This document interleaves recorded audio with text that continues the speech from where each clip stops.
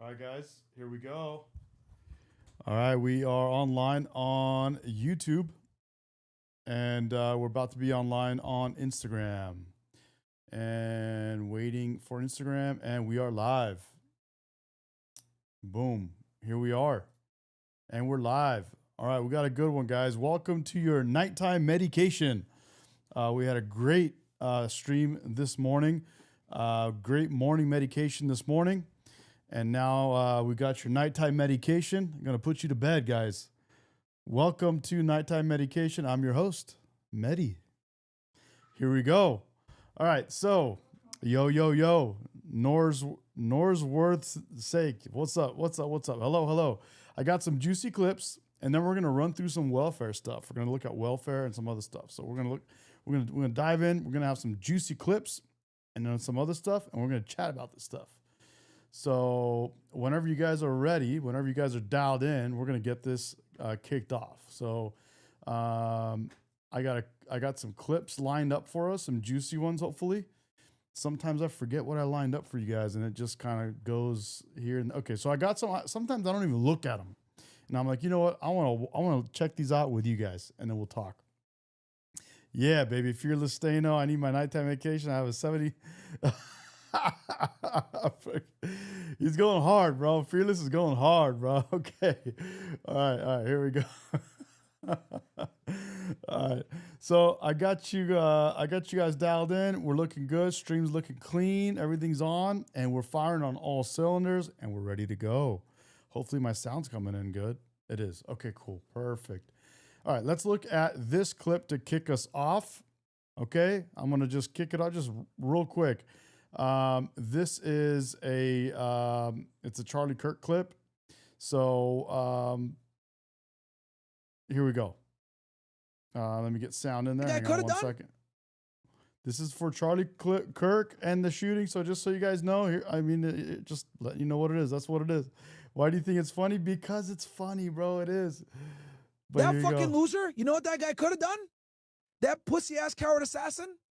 He could have walked down there, put the rifle down, held up the mic, and fought Charlie with his ideas.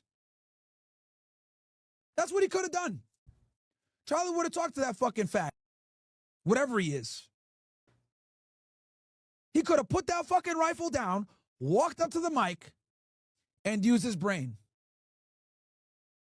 I'm not going to play the rest of the clip because he kind of gets into it. You know how that dude is. He gets a little nuts. So he basically says it. He says Charlie could have walked up and, the guy could have walked up and talked to Charlie on the mic. So we're going to start it off with that. I got more stuff. I got a good one. This is a good one here we're going to go through. And this is where that class does a live where they talk to the students live and they talk to the students about welfare. It's very interesting. Great conversation. Before I get there, we're going to do a couple more clips and then we're going to go into those, okay? So this is your nighttime medication, guys. There's a couple clips I haven't even watched, okay? So let's start it off right here. He is the one responsible for amping up the tension in America, and I've spent all of my formative years throughout high school, throughout college, looking to the president, who I'm supposed to be able to look up to, and seeing somebody who's trying to place blame on the left, who's amping up the rhetoric constantly, and yeah, it's not good. So you think it's Donald Trump's fault that a deranged leftist climbed up to the top of a building and shot up the ICE facility, not once now, but twice in Texas? I think it's Donald Trump's fault that America has gotten to this heated place. I think that no responsibility for the radicalization on the left that's causing this violent outburst. That 29-year-old is radicalized by online communities and online algorithms. I'm not going to blame that directly on Trump, but he was caught in a lot of online video game algorithms and all these communities.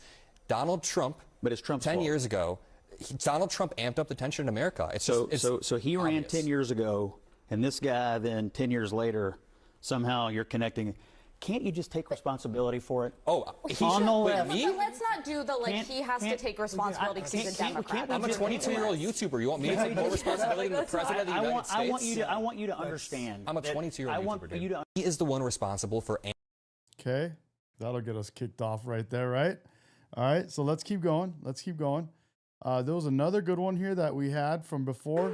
Nobody has the right to live their lives being protected from offense or from insult or from hurt feelings. It is an occupational hazard of living in society.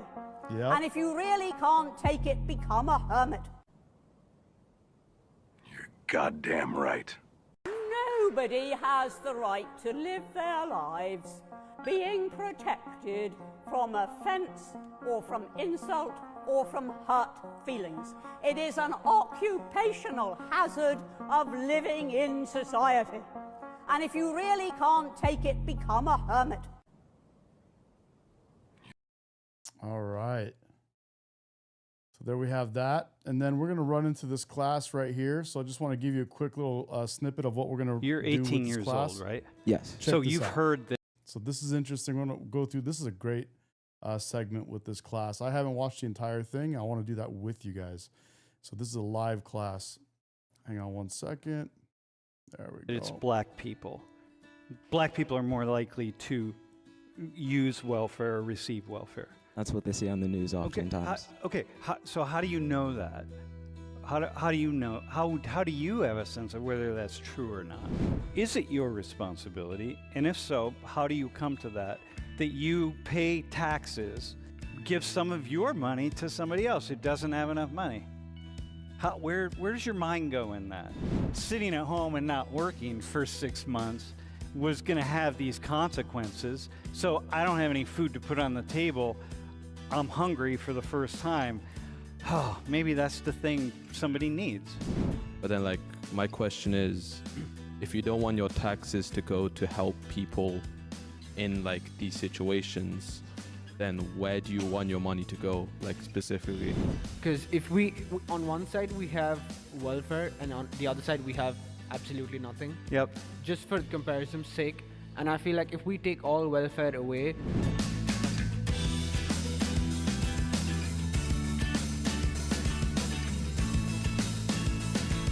when we say the word welfare, when you see that, okay, that's what we're going to talk about. Where's your mind go? What do you think about? I think it's usually programs to help people who can't necessarily afford those things on their own. Programs to help people who can't afford things, who need to do something. How about? Yeah, necessities, yeah. Okay, Emily. I think of governmental assistance, so like food stamps, access to health care, Social Security. Social Security is welfare? I mean, is it not? Huh. Like disability Okay, checks disability. and stuff. Yeah, okay. Yep, disability for sure. Yeah, okay, yep. When I think of welfare, I think of, like they said, government assistance, financial assistance for at-risk or impoverished or people with disabilities, basically to help them live as normal of a life as possible. And wait, what kind of life? As normal of a life as possible. Is normal of life. What would that mean for you? For me, that means the ability to achieve the so-called American dream, to achieve upward mobility, to have hope that your future generations can live a better life than you had. I think that's what should be an average life for an American. Mm-hmm. In what ways do people receive welfare? Well, what do they receive? Well, I'd say that you have the more positive side of it. They believe that by giving subsidies to these disadvantaged groups that... No, what do they actually receive? So subsidies, right? They receive money, food stamps, things of that nature. And they believe that, by giving them that, they'll be able to live a better life and they'll be able to, achieve upward mobility and increase their status in the United States. So what do people receive from your end? What are you thinking?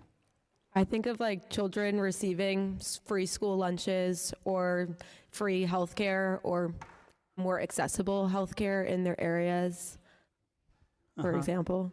So lunches, money, right? Rent payments, help with schooling, Head Start, this kind of thing, right? Okay.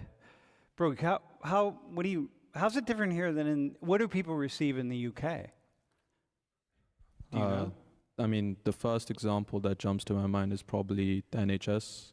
NHS, Like public health care, like that sort of stuff. And it's welfare because, wait, are you saying, do people get something that's different than what everybody gets in the UK?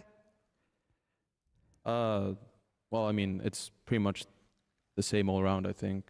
So everybody gets a kind of a healthcare subsidy, so to speak, in the UK. Although some people can get better healthcare than other people if they pay for it, right? But there's Yeah, sort of like a private base level. healthcare, but for Guys, I'm going through this, and I'm going to go through you guys' chats as well because there's a lot to talk about on welfare. I just had a pretty legit debate at the gym regarding this with a couple of guys. So that's why I really wanted to get into this. This is a great class that does a great live. They do great streams where they talk to the kids, and we want to learn. So I haven't seen this whole thing myself. I just was, kind of aware of this video, and I know that this guy holds a pretty good live session, so let's check it out. usually, like for most like UK citizens, like it's like if you want like a doctor checkup or something like that, it's not gonna like cost you. Like it's provided by the government. Okay. So people get all of these things. Which people? Like who's getting welfare? Like who's getting? Yeah, who's receiving this? Like what kind of people, what?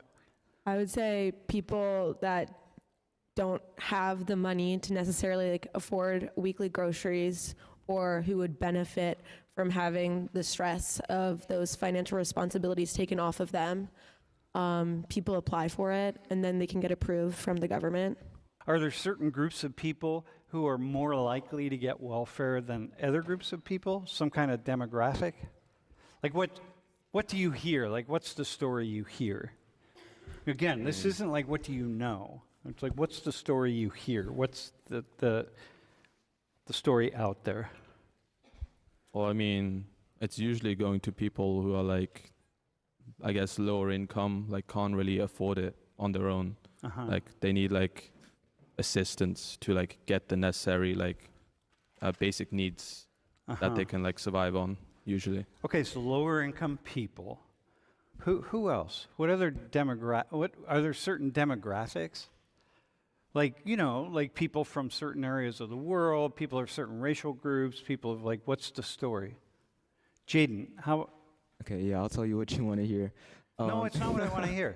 No, I just want to know, like, what's the story that you hear? Okay. Right. Yeah, well, I mean, historically, black people have been disadvantaged and have been more susceptible to becoming impoverished or at risk. So typically, well, in a lot of neighborhoods, black people tend to be the people who need welfare most of the time. When you say need welfare, what do you mean by need welfare? Guys, so I'm going to pause this every once in a while so we can talk about stuff. You guys in the chat, instead of name calling or going off on each other, try to discuss it. Give your point of view without going nuts. I'll give you my point of view. At the gym, we had a heated debate about this. I won't call it too heated, but it was a legit debate. And there is something to be said. If you ever read Thomas Sowell, and some of these other economists or people that know our political culture and our economy and things that we do, you will know that when you put people on welfare and handouts and stuff like that, there is a legit effect that you have, and we're talking able-bodied people. There's also something to be said about disabled people. Obviously you have blind people that are majorly successful and stuff like that, but we're talking about able-bodied people. There's something to be said about it, and we're going to talk about both sides. So if you guys can, please be cool in the chat. We want to debate this stuff and talk about it. Okay, when they say that if you put people on welfare and you get them, dialed in on welfare early on without them learning how to get jobs and work, then it becomes hard for them when it's time for them to go out into the workforce. And then a lot of times if they don't go into the workforce and they raise children before they get out there and start working and getting out of welfare, then they raise children under welfare, and the children don't learn about like priorities and like a work ethic and stuff like that. And they end up being children that grow up and the kind of people that yell at their managers and don't know why they have to work and why do I have to work these hours? This doesn't make any sense, and I'm not making enough money, and they don't learn how to kind of work their way up and stuff like that. So there's a lot of discussion to be had on both sides. So let's keep listening. Fair. They're the people who tend to be of low income, and so when I say like they need welfare, they're typically the ones applying for it and the ones that are heavily benefiting from those welfare programs. Okay, so here, you're 18 years old, right? Yes. So you've heard that it's black people. Black people are more likely to use welfare or receive welfare. That's what they say on the news oftentimes. So how do you know that? How do you know? How do you have a sense of whether that's true or not? I'd say, other than articles I've read, I'd say it's based on my own personal experience in Brooklyn, New York, and going to other parts, other boroughs. A lot of the times, the people on the street in those areas do tend to be black people, also other minorities, Hispanics. So historically marginalized communities, they tend to be the ones that you would find. And Hey, okay, Emily, how about you? What's the story you hear about what groups are most likely to receive welfare?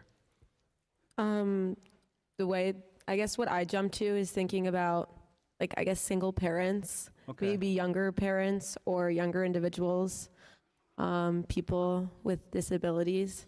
I do think that there is statistical evidence that racial and ethnic minorities are more on welfare. Disproportionately more likely to receive. But white people are much larger in number. I think that's what I've seen. Let me ask you this. When we say, like Jaden here, Danish, right? Danish? All right. Jaden's saying, we're talking about needing welfare, right? Why do people need welfare? What do we mean by that? This person needs assistance. What do we mean by that? Well, I mean, if it's a need, it's something they need to necessarily survive, right? So hypothetically, if say, a loved one was injured, a car crash or something. Okay. And let's say you're not making very much money, you barely make your own, ends meet.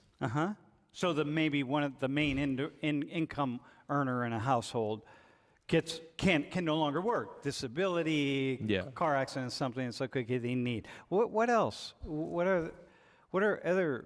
So that's one reason. Do you have to have something really bad happen to you that you need welfare?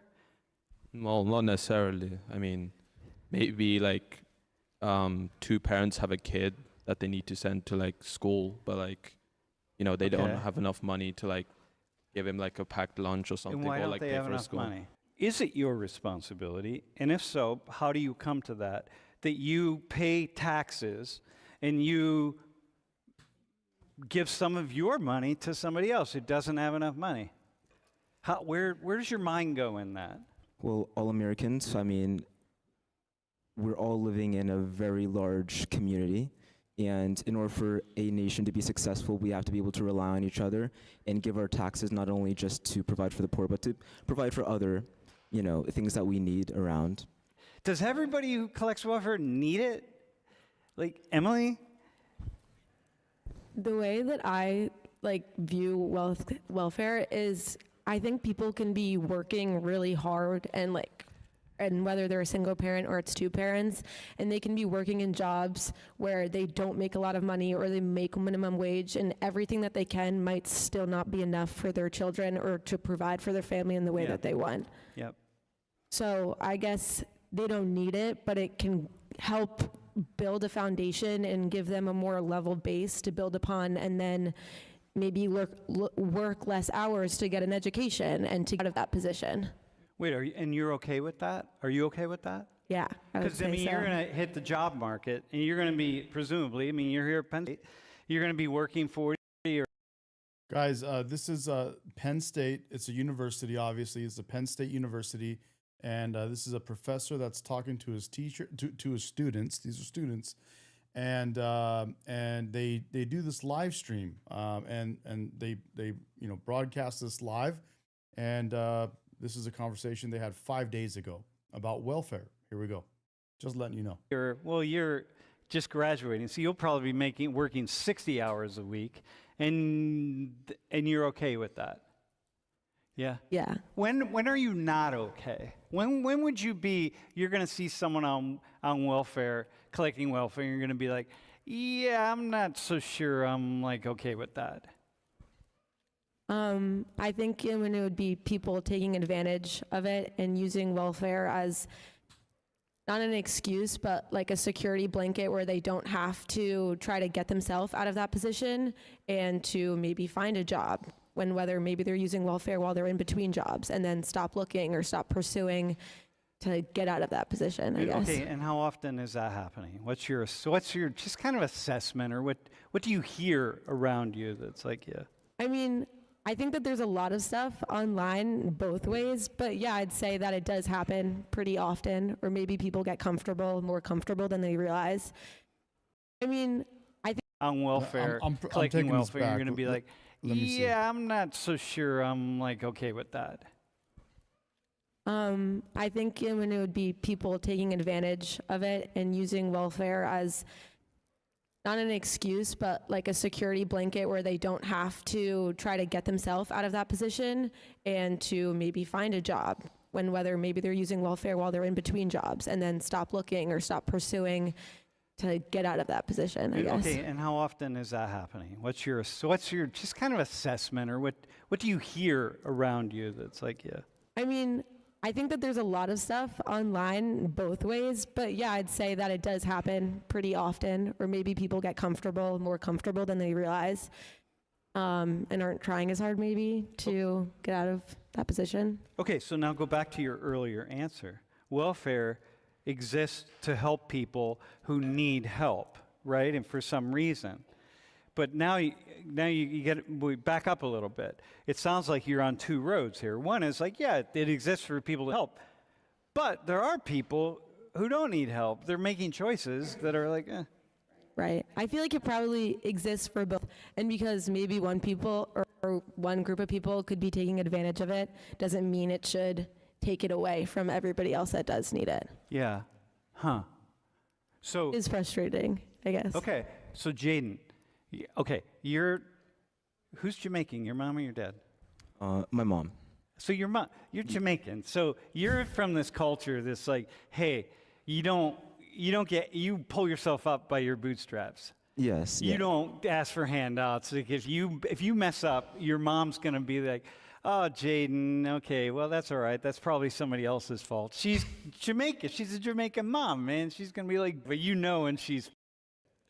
yeah, of course. Because you did something stupid.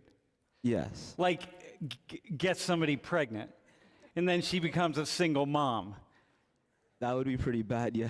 Okay, yeah, but Emily's talking about people who are single mothers and they need help. And I'm like, wait, did you not have a role in that? Or like, whatever. There's some choice, usually, okay?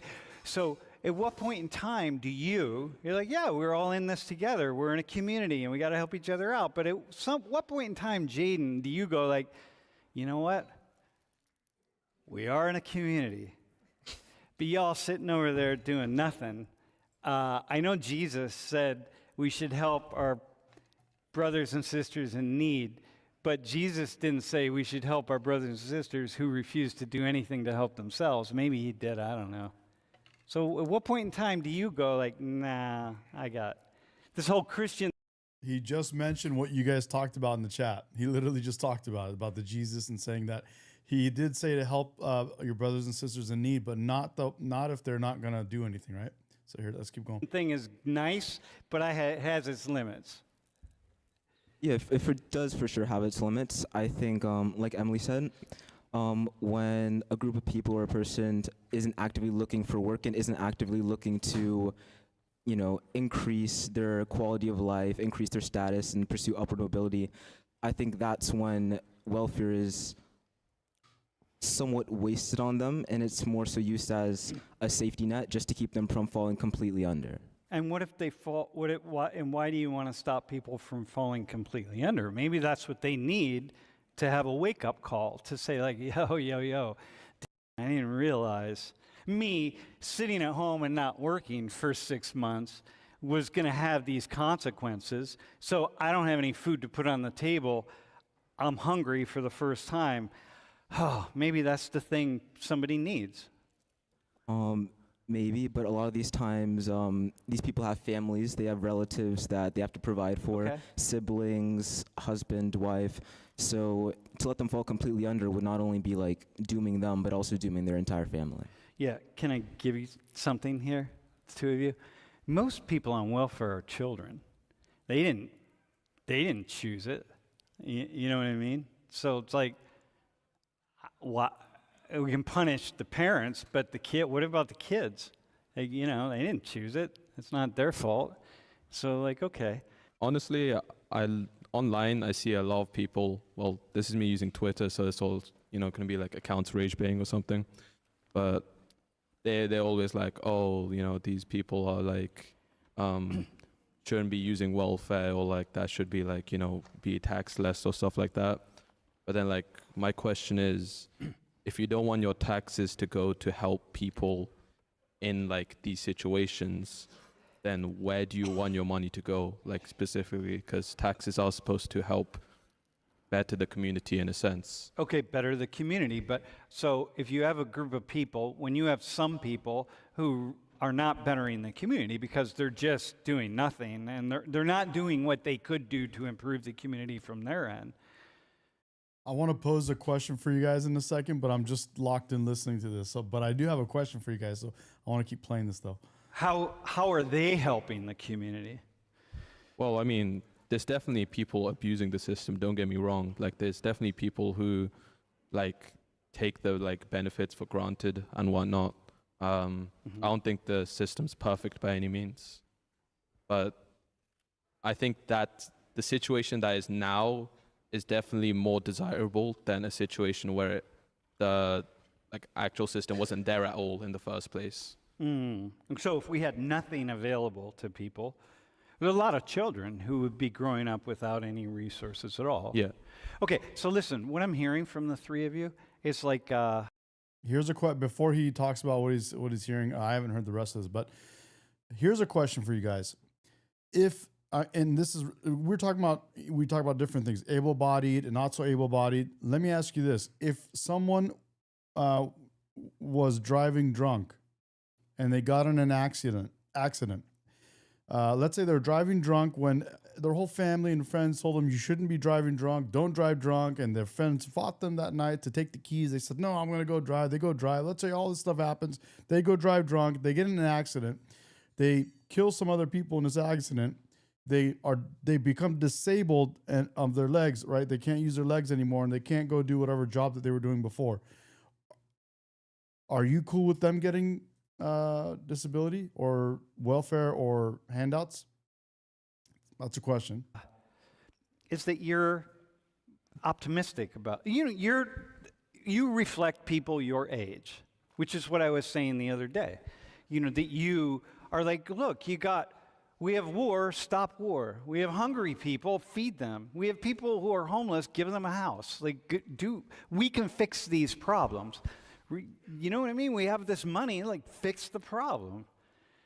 So the question becomes, so now we're just walking into this space of, yeah, but... For Jugalo, I didn't say we shouldn't. I asked you, should we? That's a question. That was a legit question. Just to get an idea, because we're having dialogue. We want to learn. Discovery through live streams. I just don't know how I'm still trying to figure out how, at what point in time now I'm introducing an idea to you, which is that the main argument with welfare is that we're giving something to someone that they didn't earn, which is okay, that's fine. Sometimes that's important because it's not for long term. you know, it's short term. You know, you don't Hopefully. need it forever. You're on disability for 6 months, and like that helps you out, and then you move forward, right? But there's also a lot of long-term stuff, and then it becomes like an excuse for people. And I'm still just curious as to where you all put your foot down on that. Can I add on something to that? Yeah. I feel like the easiest way to kind of make a comparison with something like this is to look at it at extremes.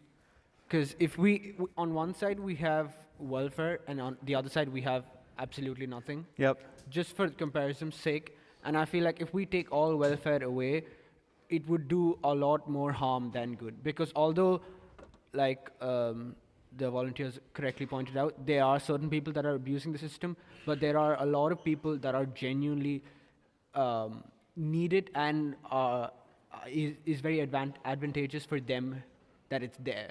Okay. So I think it would do a lot of good that it's there, and it would do a lot of harm if it's not. Okay. So, and I got one way it would do harm.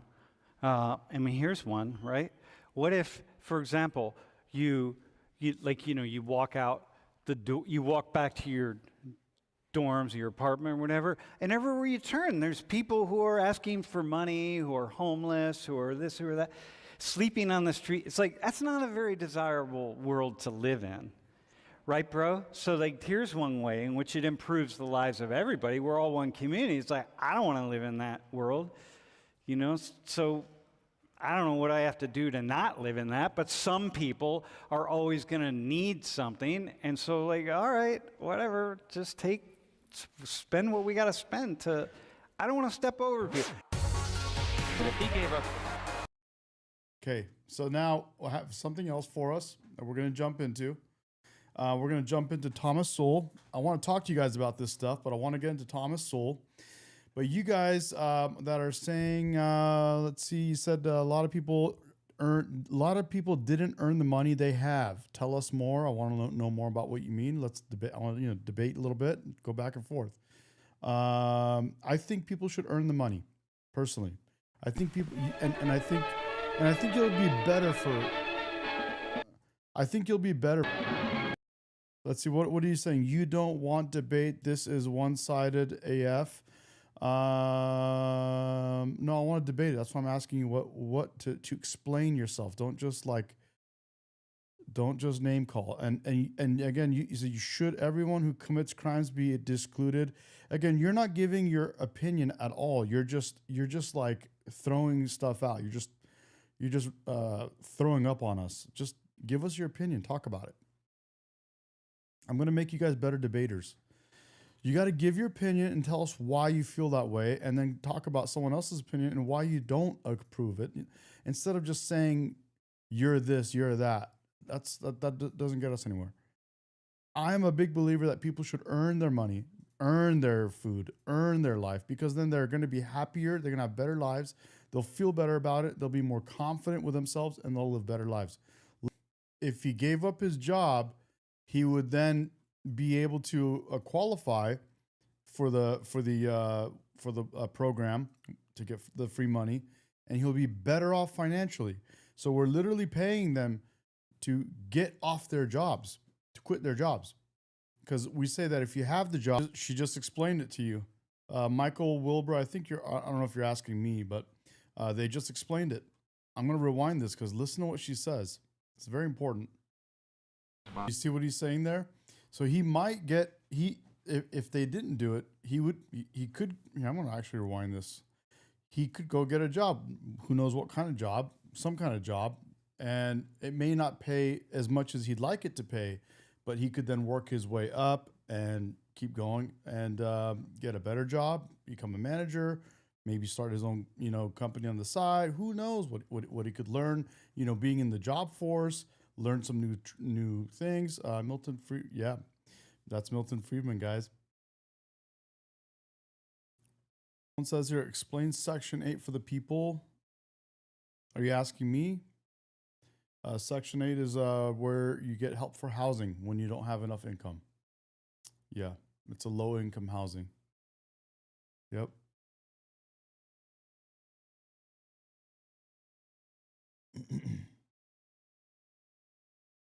How can a man look at himself in the mirror if he's on the DOLE? I don't know. The dole? Is that what does dole mean? I don't know. So anyway, you guys get the point. This is the welfare, discussion that we're having, and it's just one of those things where you get on welfare, and you kind of assimilate to welfare, and then it becomes hard to get out of it. And that's the whole part of it. And especially if you're on welfare early on, it gets hard to get out of there. This was old 1970s propaganda film back in the day. Now I see, the government pays the home. Okay, dole is where the government pays the home. Okay, I didn't know that. Okay, cool. Yeah, so those are that was welfare. We just went through a lot of welfare. Dole is another word for welfare. Didn't know that. I learned something today. Discovery through live streams, guys. I love it. All right. We've got a couple good clips for you guys. And this was a leader of Hamas from earlier today.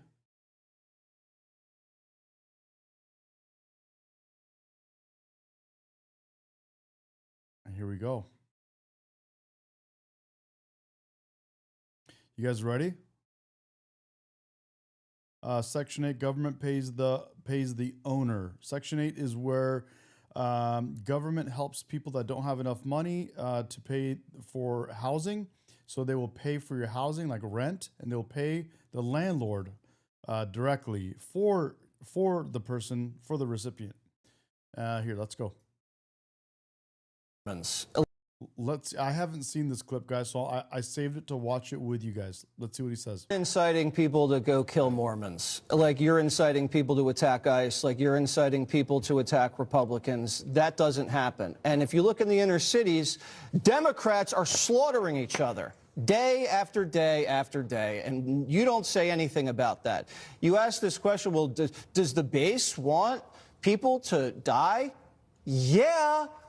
Did you see the poll where it was like 20% of Democrats said they believed in political assassinations? Did you watch the aftermath of the Charlie Kirk killing?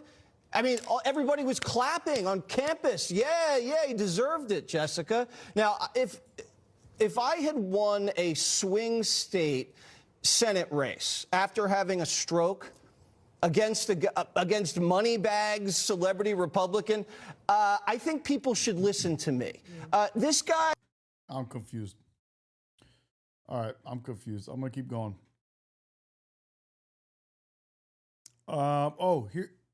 Here's something interesting.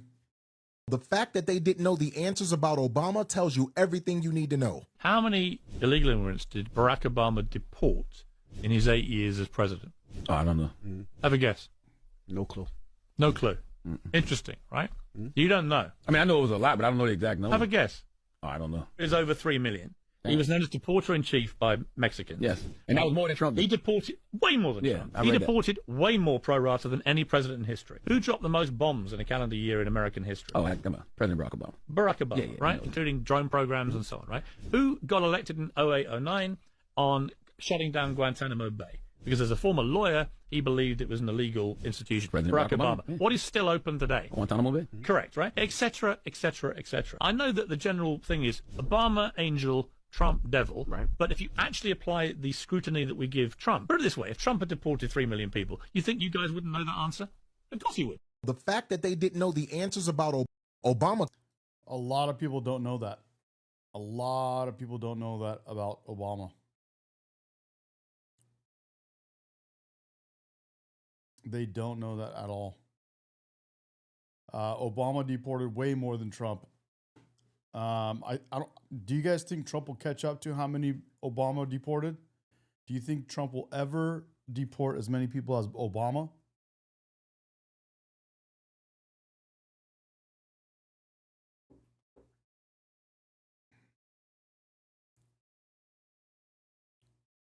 Mormon church in Michigan targeted, 4 killed, church set on fire, suspect killed by law enforcement.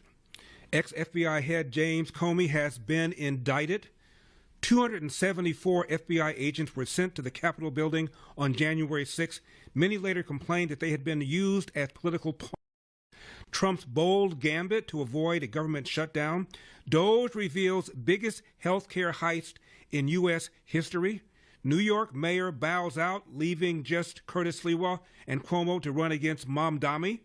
FBI fires agents photographed kneeling during the BLM George tests. Trump administrator physically assaulted. Well, I got to play that again. Sound is off. But someone here is saying, I thought Trump was supposed to be deporting all the criminals. I'm asking you guys, do you think Trump will deport as many people as Obama did? That's a legit question. Please do your homework. No, it's guaranteed. No answers yet. Yeah, I don't know, guys. That's a really good question. I have no idea. I'm not sure. I don't think he'll be able to. Obama deported a lot, 3 million people. Obama deported 3 million. I don't know if Trump will get to that number. Mormon church in Michigan targeted, 4 killed, church set on fire, suspect killed by law enforcement. Ex-FBI head James Comey has been indicted. 274 FBI agents were sent to the Capitol building on January 6. Many later complained that they had been used as political pawns. Trump's bold gambit to avoid a government shutdown. DOJ reveals biggest healthcare heist in U.S. history. New York mayor bows out, leaving just Curtis Sliwa and Cuomo to run against Mamdani. FBI fires agents photographed kneeling during the BLM George tests. Trump administrator physically assaulted inside the United Nations. ICE arrests an illegal alien caught with weapons who also was the superintendent of Des Moines, Iowa public schools. Larry Elder. Well, there's a lot of people. Those of you that are spamming the chat with Epstein files and going off on Trump, let me say this. I am right wing, not far right, not radical. I'm just right. I'm actually much more. I used to be on the left not too long ago, but I do agree that we should have the Epstein files. I agree with that. But please don't spam the chat and just repeat what you're saying over and over again. We're trying to just, discuss stuff together, guys. We're not trying to go off. This is not one of those sessions where you just go off on people. We're trying to have some debate, talk to each other about stuff, and learn.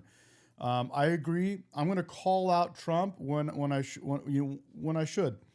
So I'm going to keep it fair, and that's what this is all about. So. I do think that Trump should have released the Epstein files, and I think that not Trump, but that department, FBI or whatever, whoever it is, should do that. They overpromised and underdelivered. So I'll call a spade a spade. I'm not afraid to do that, as long as you guys can do that too. And we have plenty of clips for you to again give you a chance to do that. So here we go. Check this out. This is a trip. Do you guys know about Britain? Let's look at Britain real quick. In response to a post questioning why, you wrote, "Because they're over here, given life of Riley, off the tax us hard-working people earn, when it could be put to better use. Come over here, with no work visa, no trade to their name, and sit down and doss. And then there's more people being put out homeless each year. They get top band priority on housing." You went on to say that you did not want your money going to immigrants who, quote, rape our kids and get priority, end quote. Although you said that you had no intention of carrying out any act of violence, there can be no doubt that you were inciting others to do so.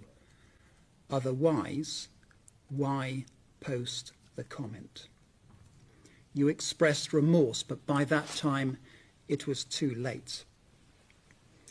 For the offence of publishing written material in order to stir up racial hatred, there are sentencing guidelines which I must and will follow.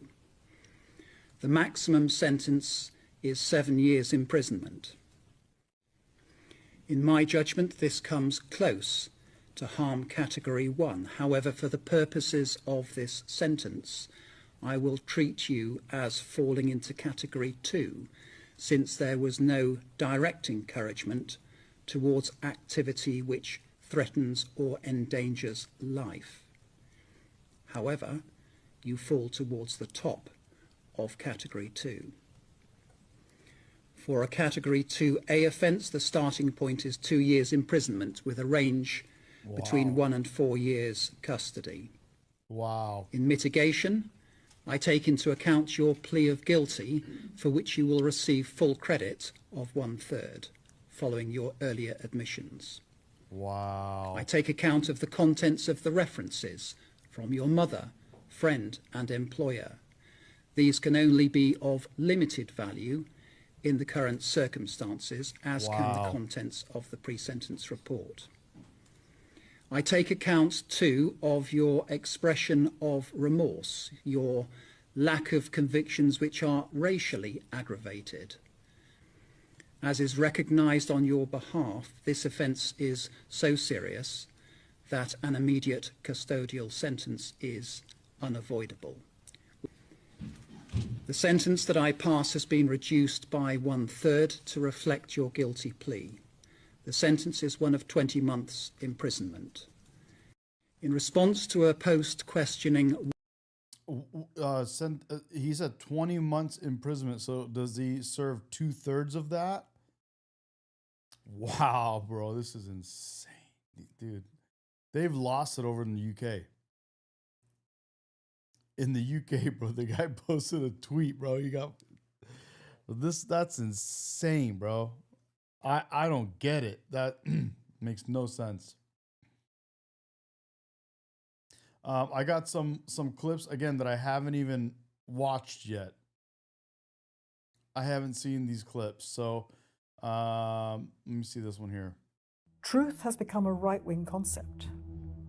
You cannot say it, because if you say it, you are considered right-wing, and to be right-wing is to be in league with the forces of evil. They're not people to be argued with.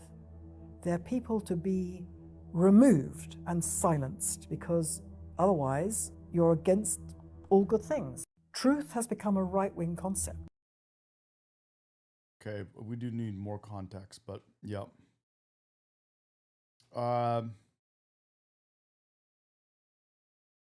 Bang!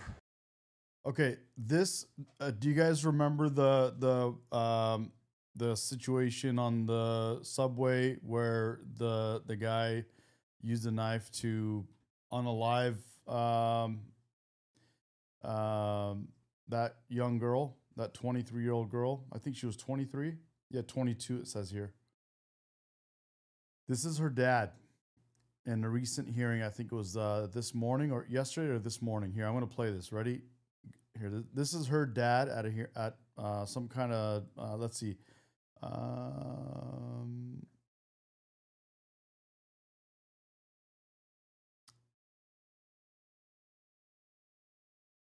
It says here, after his $100 logo was shot. No, this is not that one. This is the one where someone was shot. Anyway, was I think shot in South Carolina by a home invasion, I believe.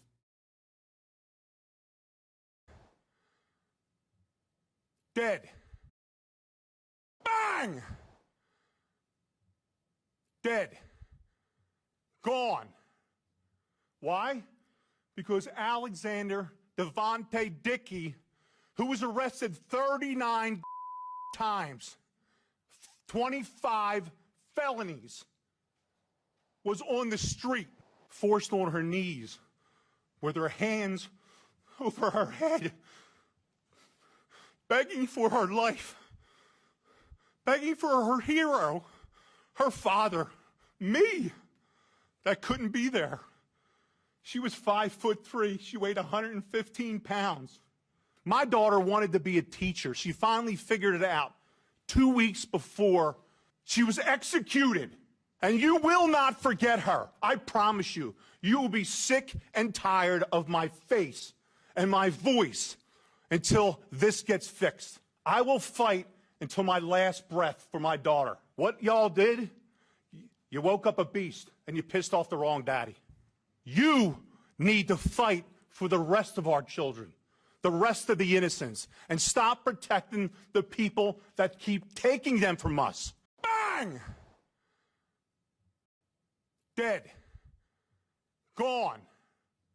Why?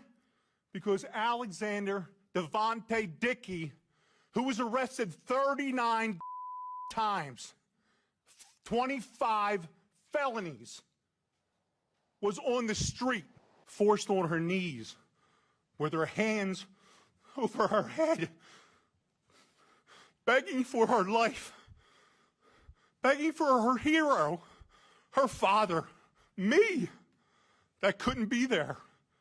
She was 5'3". She weighed 115 pounds. My daughter wanted to be a teacher. She finally figured it out 2 weeks before she was executed.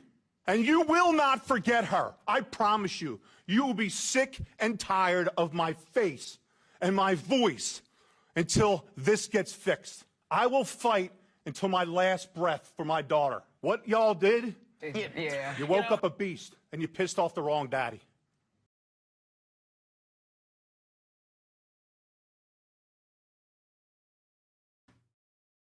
If the foreigner doesn't benefit the fucking country, they shouldn't be here. What you're getting at there is a question of ideology. You just said yourself, we don't want to be the person that's anti-immigration. Well, why not? What makes you feel like there's anything wrong with being the person who's anti-immigration? The problem is that we've been socially acculturated, right, to believe that immigration is like a human right, that immigration is a good thing, that immigration is democracy. Fuck that! Fuck that. That's not why immigration was invented. Immigration was invented because countries needed to survive. So they needed to bring in skilled workers from other countries, or they needed to bring in labor intensive workers from other countries to do jobs that the local skilled workforce couldn't do. That's it. That's why immigration exists. It's not supposed to be fair and just, and we're here to help people, and we want to make sure that refugees have a safe place. No, that's all political bullshit. That's all stuff that you feed a stupid citizenship to make them feel like we're doing the right thing by letting foreigners into our country. If the foreigner doesn't benefit the fucking country, they shouldn't be here. There's some other place they can go where they can benefit that country there, but that country isn't here. So when you're bringing in people who are unskilled, uneducated, and then when they come here, they also don't acculturate to your country, that's not an immigrant. That's a transplant. That's a person who's just bringing their culture, their life, their society to you to feed off of you, to feed off of your land and your taxes and your benefits to help them, not the other way around. And that's not me being anti-immigration. I am all for immigration. I come from a country that was built on the backs of immigrants who had something special and they gave it to the country that they moved to. That's completely different than giving safe haven to a bunch of broke and poor people because you feel like it's the nice thing to do. If the foreigner doesn't benefit the fucking country, they shouldn't. What do you guys think?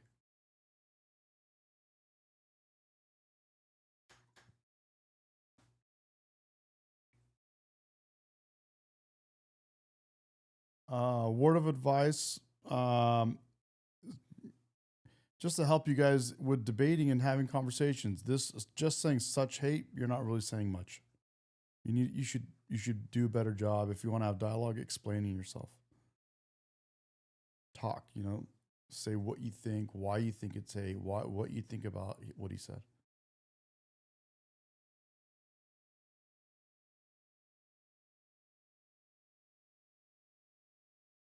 Why? Why? Why? That's what you gotta explain is why.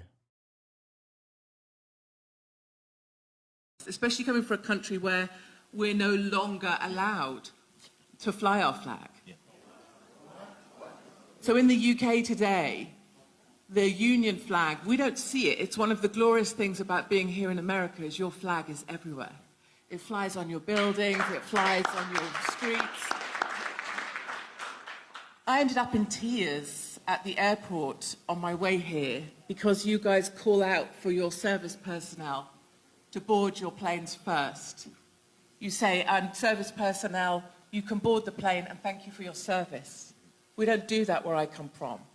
Where I come from, we're told that we have to take off our uniforms before we leave barracks because you are a victim, you will be a victim of attack.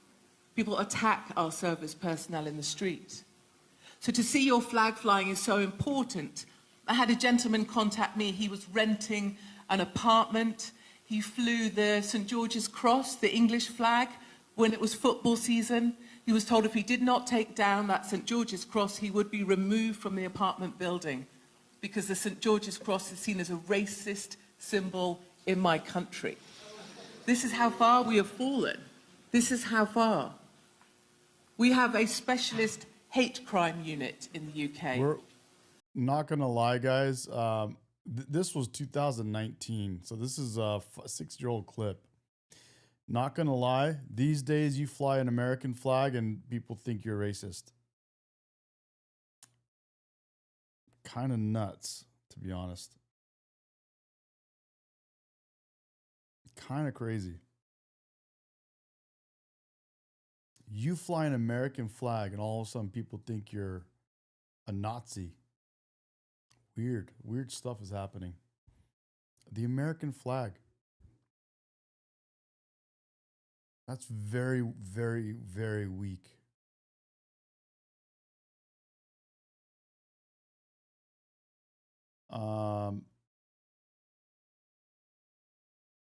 Yeah, a lot. I'm telling you, you fly an American flag and some people think you're racist, you're Nazi, you hate black people, it's just this weird thing, bro. I don't know what it is.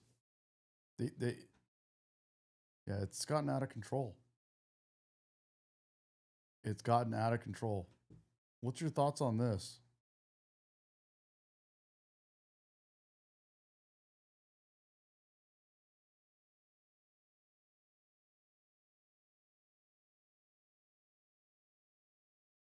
What's your thoughts on this?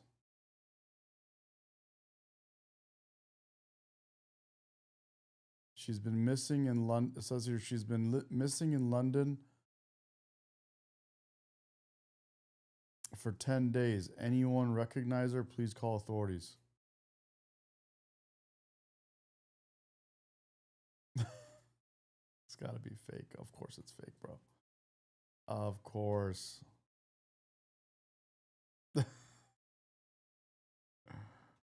Oh man.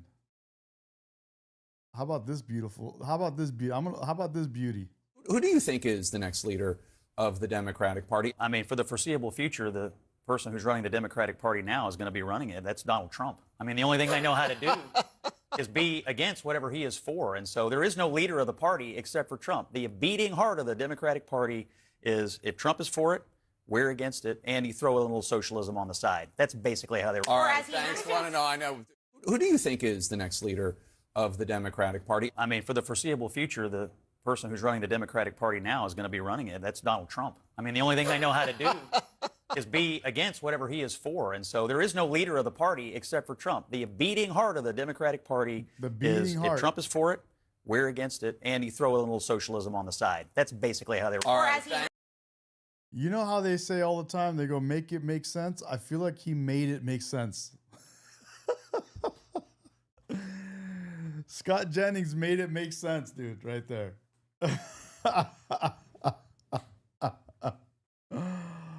Oh, man. And then this comment right here, or this right here.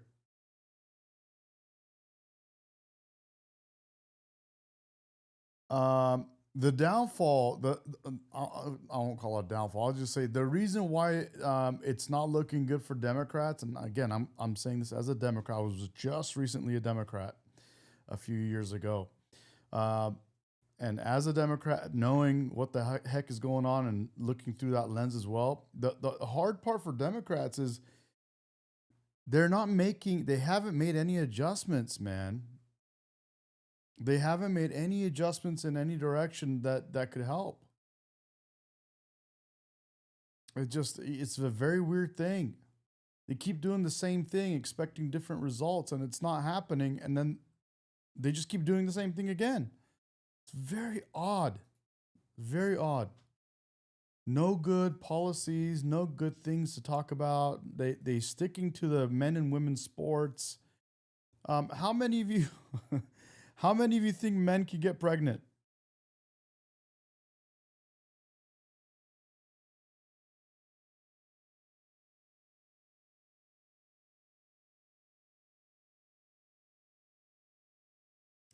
Jimmy, that's right, buddy. The definition of insanity. Doing the same thing, expecting a different result. I don't get it. And the funny part, here's the craziest part, bro. Here's the craziest part. The part that trips me out the most is when, okay, as I told you guys, just a few years ago, I was a Democrat. And I've recently switched. And I've talked about this many times. We could go through it, but I won't for the sake of this time. But as I was watching this last couple of years, that now that, you know, as I transition to the right, a lot of the people on the right would tell the Democrats exactly what they could do to win an election or to win people over or to improve their position. They would literally say exactly, dude, if you just do this, and this, and you'll win everyone over. And I was looking at it going, oh my God, it's literally true. If they did that, there's no way to beat the Democratic Party. If they just do this, and that. Done. They would, dude, the right would come out. Yeah, not transition like that. Okay, no, I'm a man. I'm a real man, and I love women. No, and I don't call women birthing persons, and I don't think men can get pregnant, and I don't think men should be in women's sports. It makes no sense. What is this, and that? What is this, and that? I'll try to remember exactly what it was, but I'm telling you, this is like, I just remember the moment listening, people on the right go literally on TV, on whatever media, and say, if you just do these things, you'll win people over. One of them is stop with this, 1 million genders thing. It's infinite. Whatever you want to do, you could be I could wake up tomorrow morning and be a woman. Come on, guys. Just stop with that thing. That's one of them. And when I say stop, it means call it out. Like actually have the guts to come out and say, I don't agree with this. You'll be surprised how many Democrats are in line with are down for common sense. And you got the problem with the Democratic side, this was probably another one of them, was stop acting like your voters are dumb. They're not dumb. Your voters aren't dumb. Kamala Harris literally came out and talked to Democratic voters like they're dumb. It's like, dude, come up with some decent ideas. Stop acting like your base is stupid. Talk to them like they're human and they're normal and they're down for common sense. That's the first thing, is get men out of women's bathrooms. Even if it's a non-issue, it's a small sliver. That's all of you will say that. Oh, it's only if doesn't happen that often. But they were saying all these different things that could help the Democratic Party, and they never did. They never did. All you have to do is call it out. Go out on media and call it out. Say, guys, we're done with this whole, like, you know what, here, I'm just going to play this. You know what, here. I made this clip 2 days ago. No, not even 2 days ago. This was yesterday. I made this clip yesterday. It's already over 200,000 views. And one day, bro, if you guys want, I'll show you guys how I make clips. Look, guys, there's no way to sugar. I'll literally just show you guys, and I'll just hit record, and you guys can see, how I make these clips. You're looking at my Instagram right here. This is my Instagram. Okay. It's a pretty good ratio. Only 300 posts. Call it 400, 65K. I'll show you more about Instagram and stuff. We'll go through some stuff, but check this out. So I'm gonna play this. I just made this clip yesterday. It's already at, let's see here.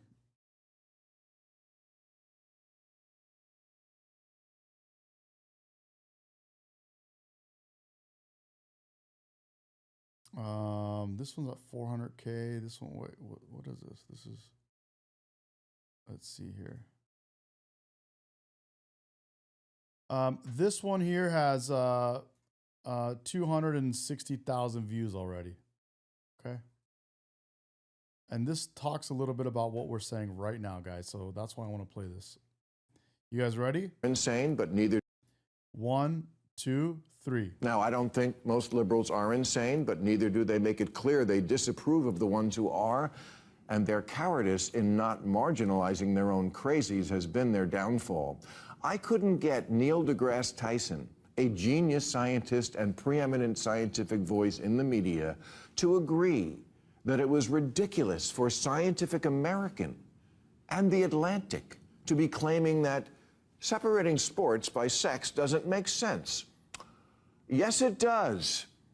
Actually, it makes perfect sense. And there's a lot of stuff like that on the left. And when conservatives see it, they say, I'm sorry, we're just not going to go along with reinventing society, often pointlessly, even if we have to cancel democracy to do it. That's what they're saying.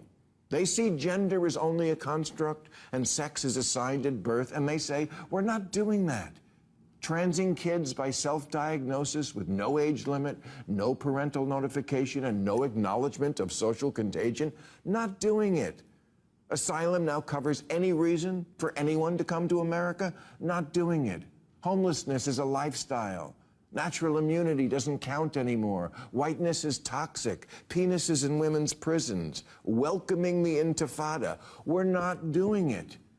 If we are ever going to get back to the old America, that's got to be the Democrats' part of the bargain. Stop coming up with radically new and often terrible ideas, and then in the next breath insist there be no debate about any of it. That if you don't see it right away and go along, you're bad, stupid, and deplorable. As if you were saying, duh, 2 + 2 = 5, isn't that obvious? Yeah, it's obvious you can't add. You can't just say shit. Math is racist, queers for Palestine, looting is cool, healthy at any weight. If the men's football team played the women's team, it would be a tie. You can't just say shit. You can't. That's the thing. I mean, you can, but it doesn't make it true because you're not Harry Potter.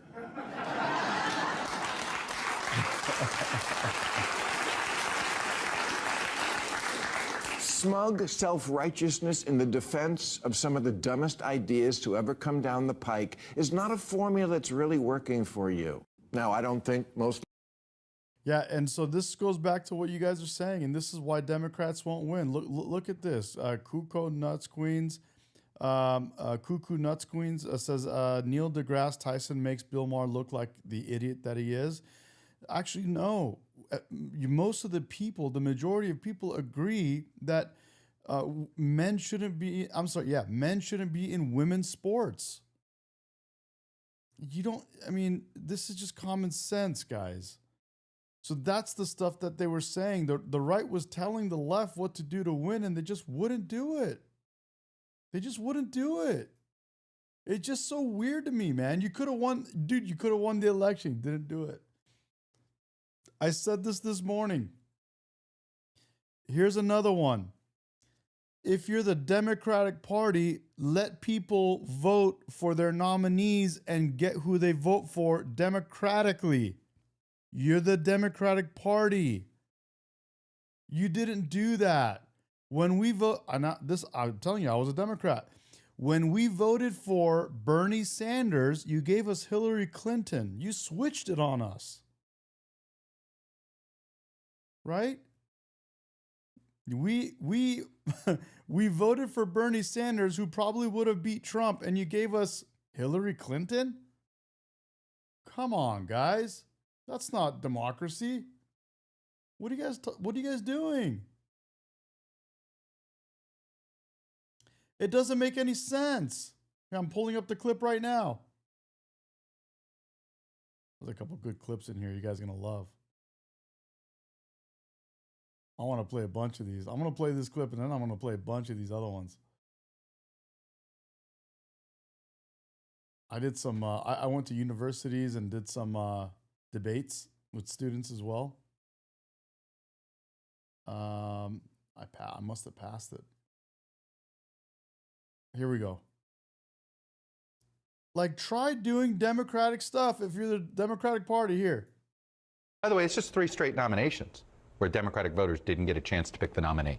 The elites picked Hillary Clinton, the elites picked Joe Biden, and the elites picked Kamala Harris. There was no actual set of voters who felt like they had a say in this. Democrats, we should have had a primary for this midterm election. And we didn't. And so now we're living with the consequences of it. I hope that our party wakes up and realizes it. But there's a reality in that we should have given our voters an opportunity to make a decision for themselves. And by the time we had to make a decision, it was too late. By the way, it's just 3 straight. Yeah. This is them talking after Kamala Harris lost. And who is in here that said they threw Kamala at us? Yeah. And Kamala Harris with no primary came on it was a lame effort. It was bad. Why'd you do Kamala, bro? Dude, you know, you could have beat Donald Trump with almost anybody but Kamala Harris. And then Kamala could have probably won if she would have picked Shapiro. But she didn't. She picked this horrible vice president to run with her. That he further destroyed her chances. They didn't let you vote for anybody, bro. That's crazy. I'm gonna play this again. By the way, it's just 3 straight nominations where Democratic voters didn't get a chance to pick the nominee. The elites picked Hillary Clinton, the elites picked Joe Biden, and the elites picked Kamala Harris. There was no actual set of voters who felt like they had a say in this. Democrats, we should have had a primary for this midterm election. And we didn't. And so now we're living with the consequences. Who is this cuckoo person again? The name is pretty fitting, to be honest. All you do is name call. You're not really explaining anything. Look, again, name calling. A dog shit is better than Donald Trump. I would vote for. You're not saying anything. You're just name calling and talking trash. That's all you're doing. Speak, debate, discuss. You just said that here. You just did that here. You're just saying you're calling names, and then you did that here. Hopefully, unless you deleted it. Let's see. Did you delete your own thing? You did it right here somewhere. Right here. Neil deGrasse makes Bill Maher look like an idiot that he is. You just called Bill Maher an idiot, which he's a lefty. Okay. And then you said you calling me a wannabe Charlie Kirk. What a loser. You just called me a loser. You just literally name called like 4 different people within a span of like 2 minutes. Not even. You clearly are describing your own party to a T. You just nailed it. Phenomenal job. This person right here.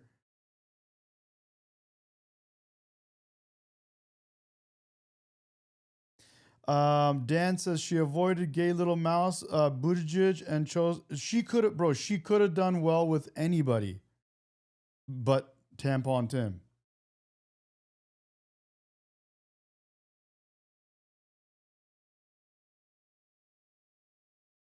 You know what I'm saying? She could have done better with anybody.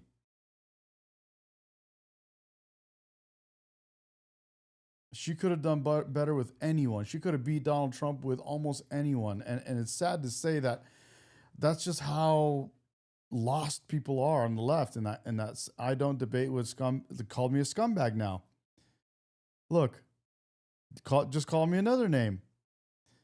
They're pointing out your biggest insecurity. You just continue to go and go and go and go and go. And I'm not going to block you just because you're doing what Kamala did to herself. We just let Kamala talk, and she completely destroyed her own election. You want to be Charlie Kirk so bad, it's pathetic. Keep going. You're proving everyone's point, bro. You're proving everyone's point. You just name called 4 or 5 different people in the span of 2 minutes.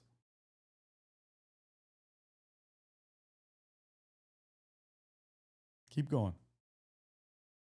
Keep going. Being Charlie Kirk isn't an insult. We are all Charlie Kirk, by the way, and proud.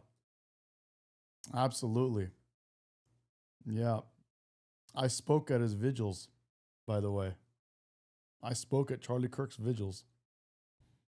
Yeah.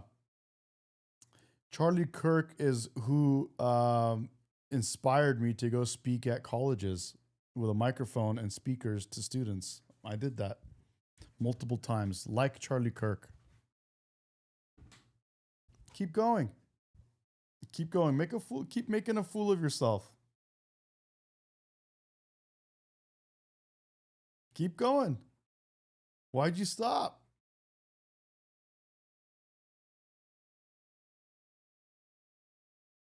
We are all Charlie Kirk, by the way. I'm going to play a clip for you so you can see it right here. This is mine. This is my reel. Look, right here. You guys like this? Here we go.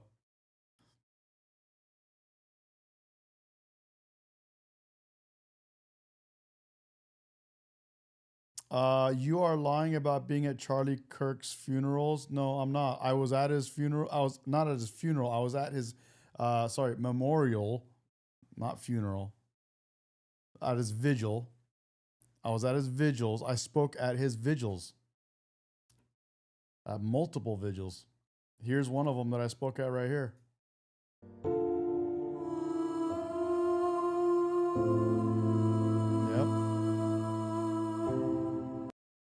Yep, that was one of the vigils I spoke to right there. Here's another. Here's another Charlie Kirk vigil that I was at right here. We are all Charlie Kirk. That's me yelling. Charlie, Charlie, Charlie, That's Charlie, me. Charlie, Charlie, Charlie, Charlie, Charlie, Charlie, Charlie, Charlie, Charlie, Charlie, Charlie, Charlie, Charlie, Charlie. We're all Charlie. This is on my live stream. This was my own live stream. Charlie, Charlie, Charlie, USA, USA, USA, USA, USA, USA, USA, USA, USA, USA, USA. Wow. Wow. We are all Charlie Kirk. I gotta play it again, guys. Dude, this was one of those moments. I'm getting goosebumps right now. Charlie, Charlie, Charlie, Charlie, Charlie, Charlie, Charlie, Charlie, Charlie. This was in Huntington Beach. Charlie, Charlie, Charlie, Charlie.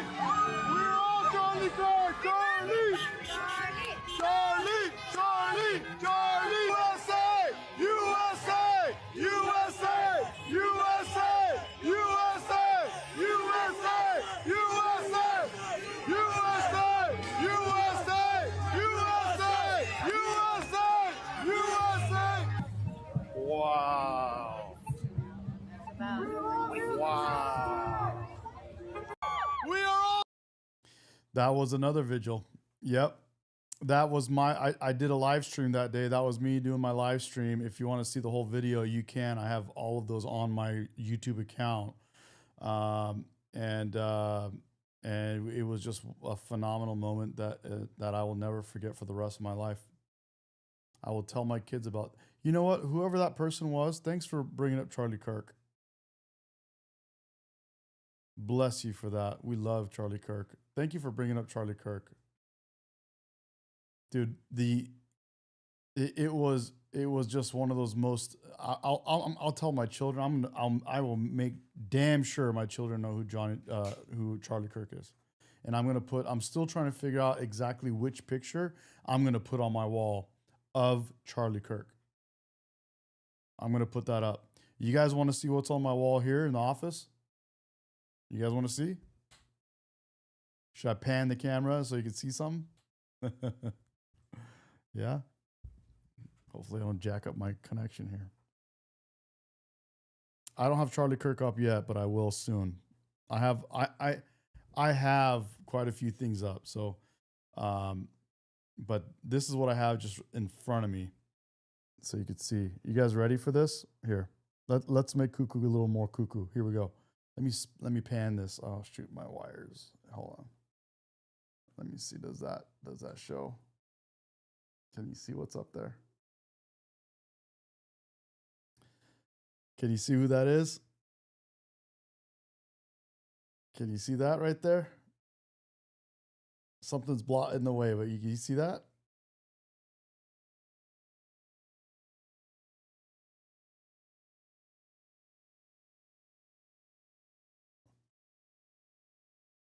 Yep. Yep. Yep. That's Elon, baby. That's Elon. That's Elon, baby. That's right. Yeah. That's right. Let me see if I can get you a better look at it. These wires, man. These wires are just nuts.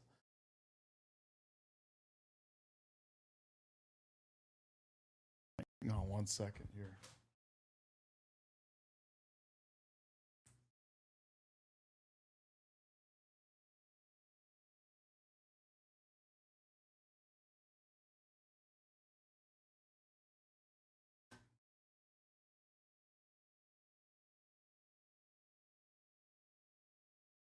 Yeah, you got that?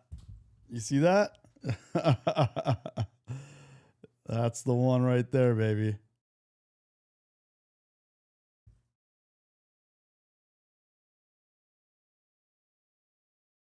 That's the one right there. Oh, here we go. Okay, here we go. All right.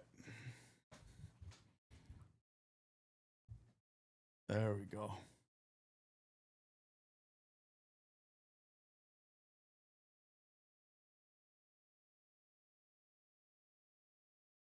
Yeah, so I'm just trying to figure out which picture of Charlie Kirk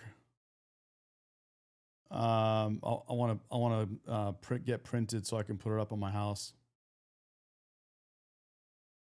That's what I'm trying to do. I'm going to put a picture of Charlie Kirk in my house, and I want to see him every day. Charlie Kirk was the man and still is. Still is. This is USA! USA! USA! USA! USA! We are all Charlie Kirk! just there's a bunch, but there's just so much. At the core of the left, at the core of a liberal, is someone that would use the sword if they had it. They are very violent people at their core. They always have been. They can't debate. They can't have conversation. So they'll resort to these tactics. They're going to do everything they possibly can to try to murder this movement because they can't beat us. So they're going to try to take weapons. And no, we're very aware of that. I'm aware of it. We have to have full-time security. This is not a joke. This is who these people are. At the core of the left, at the core of a liberal, is someone that would use the sword if they had it. They are very violent people at their core. They always have been. They can't debate. They can't have conversation. So they'll resort to these tactics. They're going to do everything they possibly can to try to murder this movement because they can't beat us. So they're going to try to take weapons. And no, we're very aware of that. I'm aware of it. We have to have full-time security. This is not a joke. This is who these people are. At the core... I had to play that twice.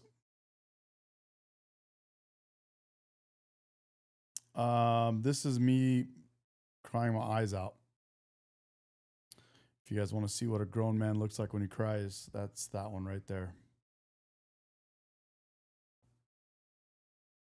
It's two things. Number one, your upbringing in college campuses does not foster debate like it used to.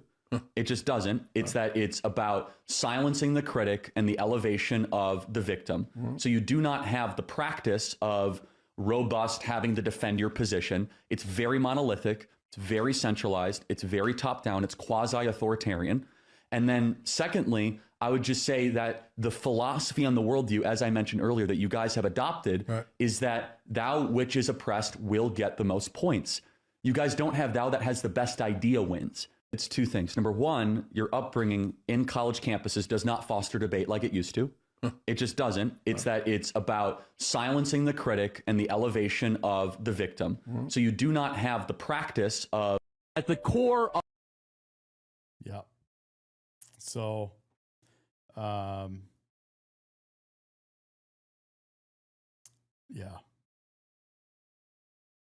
So the reason this is so dangerous from the left, and it's not as dangerous from the right, is because the people who are on the right live in a version of objective reality. We live in the real world. These people do not live in the real world.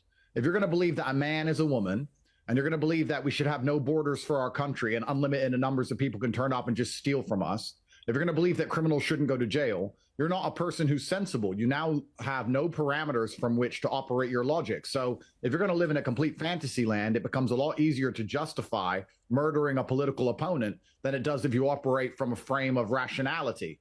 So for that reason, the left are far more dangerous, because all of their ideas are dangerous because none of them are true. None of them are real. For the same reason it's dangerous for me to say to you, gravity isn't real, you can jump off a building. If you start believing in things that are completely falsified, completely fantasy, then murder is the end result of all of it. So the left is a serious problem across the world. It's a serious problem across America, especially. You add in a spiritual sickness where we have nothing unifying us in the West anymore. We don't share respect for a flag. We don't share respect for the country we're in. We don't share language. We don't share religion. We don't even share economic prosperity anymore. There's literally nothing unifying us. And if you're going to remove the capability to debate and discuss ideas, then you're going to have an absolute civil war. And that's what's so sad, that Charlie Kirk literally was the #1 guy trying to speak. He wasn't trying to inflame tensions. He wasn't trying to push violence. He was the guy saying, look, let's talk this through and let me show you why you're wrong. He was the good guy who did the right thing, and he caught a bullet for it. And that is truly devastating. So dude, he said that so well. I want to play that again. I mean, the way he articulated that, he was the good guy saying, let's talk about it. And that's the guy. Like, that's crazy. Absolutely crazy. Absolutely wild. And then you got guys like this. When did your life become worthy of protection? When I became actually conscious and able to speak. So like, able to speak, so like 2 years old? I think I was a bit earlier than that, yeah. No, babies usually don't speak till about year and a half. So if I you at 6 months, that's okay? Yes.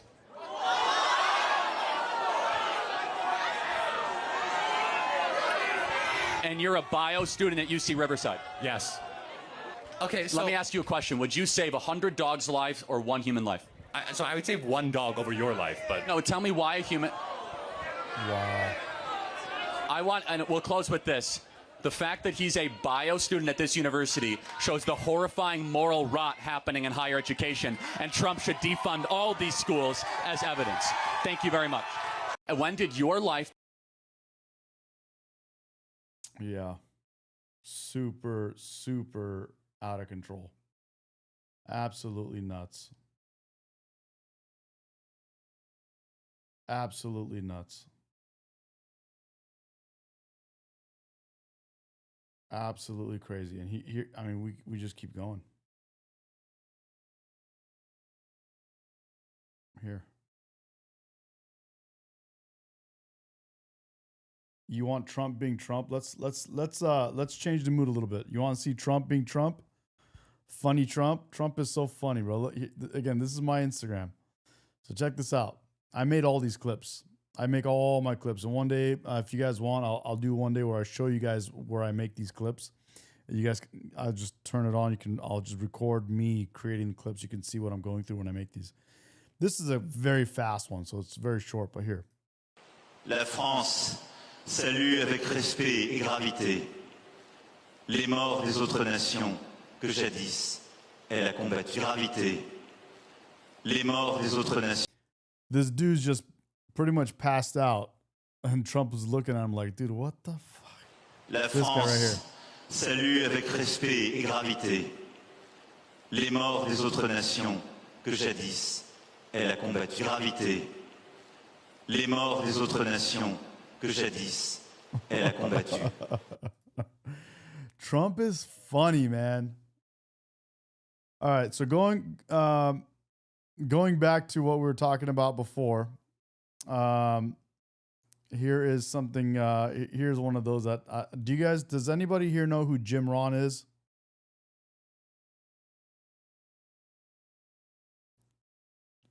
I love it. Yeah, it's so great. It's so good. It's so good. I know. I love him too. It's so funny. Trump should have been a comedian. Do you guys know who Jim Rohn is? Or should I pass Jim Rohn up real quick? Or should we look at should we do another Charlie Kirk? Here. What happens in K through 12? What happens in in most public schools in this state across the country? You're told to hate the country. You're told that America's systemically racist. You're not taught who Thomas Jefferson is, or James Madison, or John Jay, or the Federalist Papers. Well, that's simply false. Name a school where they don't tell you who Thomas Jefferson is. Do you think they teach Thomas Jefferson as a hero or a villain in most public schools across the South? Who would you say Thomas Jefferson is? Well, I mean, Thomas Jefferson was America's third president and the author of the Declaration of Independence, and an American hero. And by the way, every society has owned slaves up into America, but America started the end of slavery. Thanks to people like Thomas Jefferson, George Washington, James Madison, John Jay. And so, how many articles of the Constitution are there? 5. 7. No, it's not Trivial Pursuit, right? But I mean, the point is that most people don't know anything about their country. They know nothing about their country. Okay? Yet they know a lot about how America's systemically racist, and they know a lot about how trans people are being marginalized, and they can repeat that climate change is an existential threat to America. What happens in K through 12? What happens in a lot of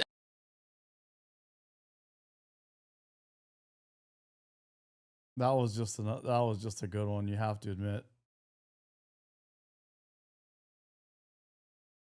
So when you see a black pilot, you wonder, boy, is that person there because they earned it or because they were placed there? That's what DEI does. It makes you ask questions you otherwise would not ask. The airline industry is going to take an unqualified person just based off diversity. Underqualified, not correction, yeah. Underqualified. Unqualified, whatever, uncertified, and put them in a cockpit and risk people's lives? Those are two different things. Under and un are two different things. Of course, United Airlines will not take someone off the side of the street and put them into a pilot. But in order to reach a 40% goal, they might cut corners. They might accelerate the process in order to reach a goal. We know this through all sorts of DEI examinations and projects over the last 10 years. You have to choose in life. Either excellence or racial quotas will end up being the most important. And both cannot simultaneously exist. So when you see a black pilot, you wonder, boy, is that... You talking about this one in Cambridge? There's a couple short clips, but you talking about the whole thing or the short ones? Because this is Cambridge right here.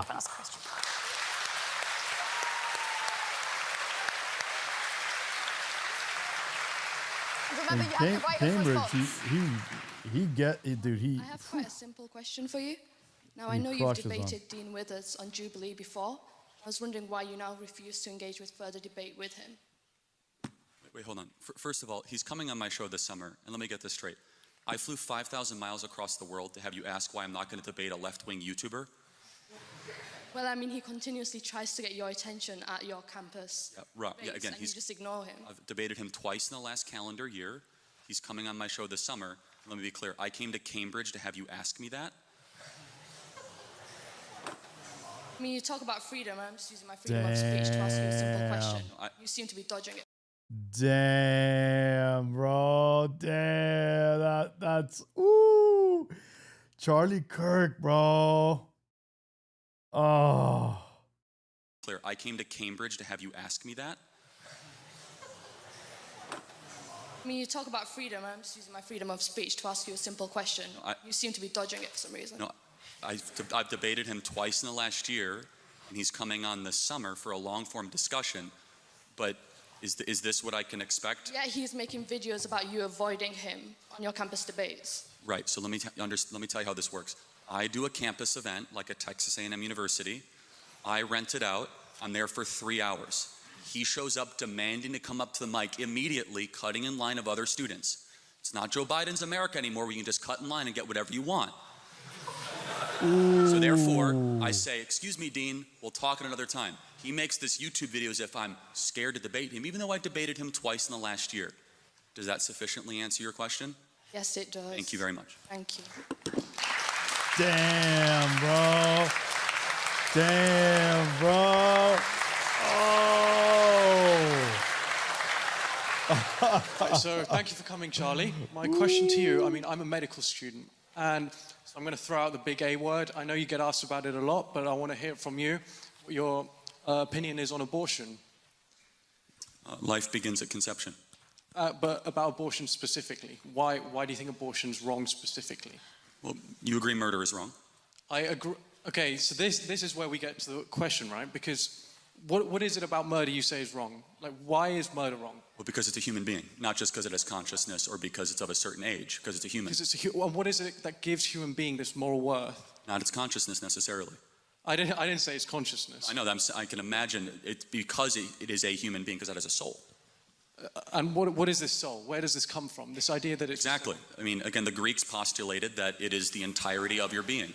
Okay, you guys can laugh. I mean, it's true. I mean, every civilization has had a different belief, but agreed upon ethical monotheism, which is the creed of the West and what the birth certificate of my country articulates, is that every human being is more than just matter, it's more than just a clump of cells, but it also has an invisible element to you that will live beyond you.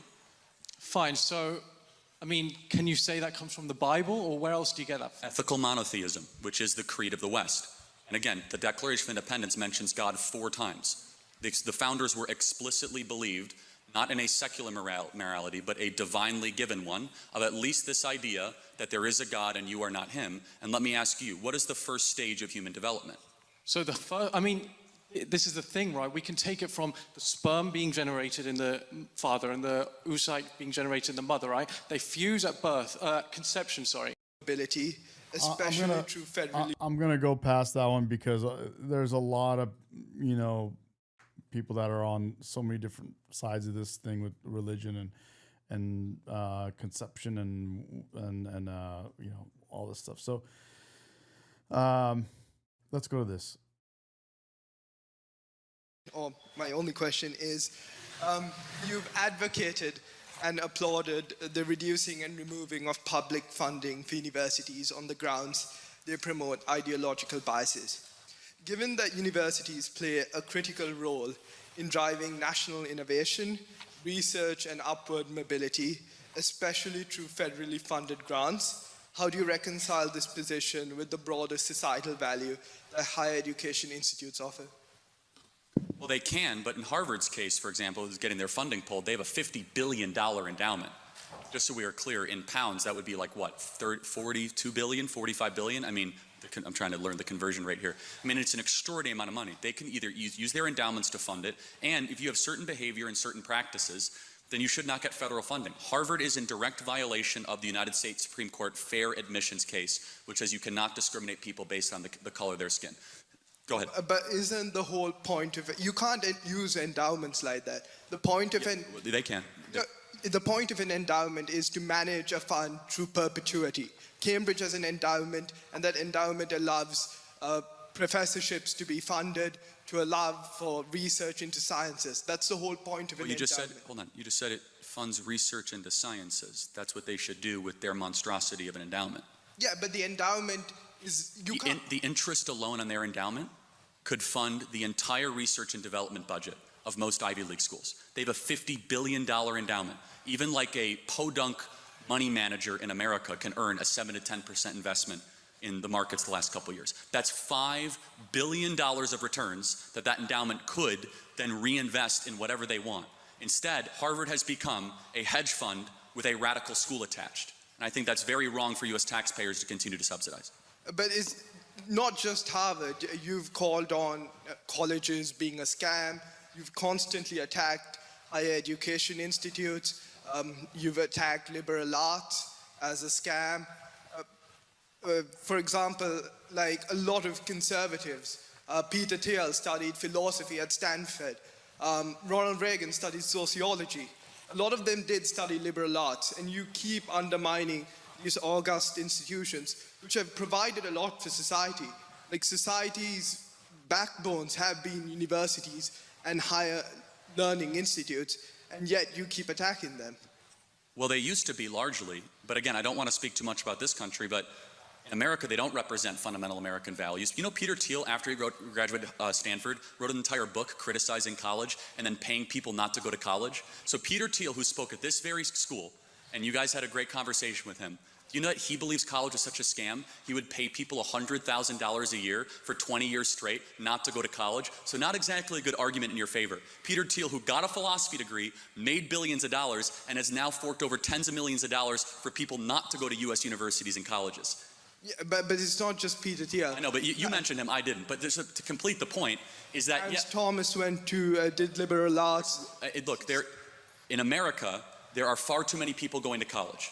We need people to become welders, electricians, people that work with their hands. There is a major trade deficit problem in the United States. We have 11 million well-paying jobs that we cannot find enough labor for, and instead we have a lot of people going to university to go study North African lesbian poetry. It might sound good, but it doesn't necessarily, A, either development, the content, the character, or the development of the soul, and B, it does not necessarily also give you the skills necessary. Some college is good for you. I'm a big proponent of Hillsdale College. Guys, can you please be quiet? I believe Hillsdale College is America's greatest college, and I'm a big proponent of that. But I would ask a question. In your own words, what do you believe the purpose of college is? It's critical engagement. But coming back to your point on lesbian poetry or whatever. North African lesbian poetry. North African lesbian poetry. So in the morning, I actually had a lecture on development policy. And one of the key authors on sort of development economics is Nussbaum, who talks about how liberal arts sort of engages you critically. And one could argue, even North African lesbian poetry, I don't think that's a degree, I think that's just a module within a degree, is... Maybe. Yeah. That makes you The fact you don't engage. know shows how rotten to the core universities have become. You're taking one example and telling conservatives and hordes of young people that college is a scam. College isn't a scam. I mean, I took my mum down to a pub just down the road where Watson and Crick announced DNA. College... Guys, can we... Okay, wait one second. If college is a scam, then DNA wouldn't have been discovered. With cancer research... Yes, hold on a second. Yes, you're right. At this specific university, you guys split the atom. You had Sir Isaac Newton. You had some of the greatest minds of the West. I don't know about what's happening here, and I'm not going to criticize it. But at most colleges in the West, they've gone away from places of inquiry and appreciation of what is good and what is beautiful and into this incessant oppression Olympics of trying to deconstruct the core canon that is our birth certificate. I don't know if that's happening here. It's certainly... That's not true, though. In America, it is objectively true, okay? That isn't true. Again, no, first of all, they removed Western civilization as a core course in Stanford in the 1990s. They tried to bring it back with petitions, and the university said, no, teaching Western civilization is racist. Shakespeare is not taught at major... let me finish. Shakespeare is not taught at major universities across America because it's deemed as racist. I talked to some students earlier in the English department, and they said, hey, I'm studying Shakespeare. I said, that's refreshing because in a lot of U.S. schools, they don't teach Shakespeare because he's called racist. You would be surprised at how wretched to the core some of these colleges have become in America. If you look at the Global Innovation Index, America, which is predominantly a lot of their majors are in humanities and liberal arts, they're number 2 on the Global Innovation Index. China is somewhere near 13. If you look at every metric, Fortune 1000 CEOs, 40% did humanities and liberal arts. There is a value in liberal arts, yet you're criticizing yes, it. And I'm going to keep on criticizing it. Also, the vast majority of liberal arts graduates do not respect freedom of speech. That is an empirical poll. They increasingly do not have reverence or gratitude for the United States of America. They don't care about the core values of the U.S. Constitution. If you want to go to college, that's fine. But in our country, 40% of kids that enter college do not graduate. The kids that do graduate, half of them end up getting jobs that do not require any sort of college degree. There are all these made-up degrees. In America, I know it's different than the experience you might be having here. Your tutoring system here is objectively great. I'm glad you guys have it. The class sizes in America are 400 to 500 students, sometimes per introductory course, to go hundreds of thousands of dollars into debt, study things that don't matter, to find jobs that do not exist. And so let me just make one final point, is that, of course, some people should be going to college. But generally in the United States of America, it has become a racket of debt, it has become a burden, and a place where we're actually not putting our best and brightest into the job field itself to be equipped for the jobs of the future. Instead, we have a lot of baristas at Starbucks with philosophy degrees. You also mentioned indoctrination. As per the Oxford Dictionary's definition of indoctrination, it means that you take a belief and you can't critically observe that belief. Turning Point USA has over 30,000 chapters, 3,000 chapters across US universities. So are you arguing that students, including conservatives, lack the critical thinking skills to sort of decide political ideologies, political beliefs, that they're so dumbfounded that they can't decide for themselves what's right and what's wrong, and that your whole premise is on the fact that students like us, we lack critical thought in deciding what is taught in schools? Again, I'm not using Cambridge as the school that I think of, but in America, we have millions of people that go to these massive state schools that have humanities departments that are not reading the great books, that do not have a tutoring system, that are unfortunately laced with the most anti-Western thought imaginable. I don't really quite following what one thing has to do with the other, why 3,000 chapters has something to do with your indictment. Maybe you can clarify, but I think we're out of time. You can clarify, but then it'll be fun. In general, colleges should be a place that lift you up to what is good, true, and beautiful, to study the great things that have been, to develop your soul and develop your character. Character in Greek literally means like tattoo, to etched within you. Far too often, colleges create ungrateful, pessimistic, and nihilistic revolutionaries that want to tear down what was before and instead have no alternative to build the future, and the West is suffering because of it. Thank you very much. Thank you. I disagree, but thank you very much. Thank you.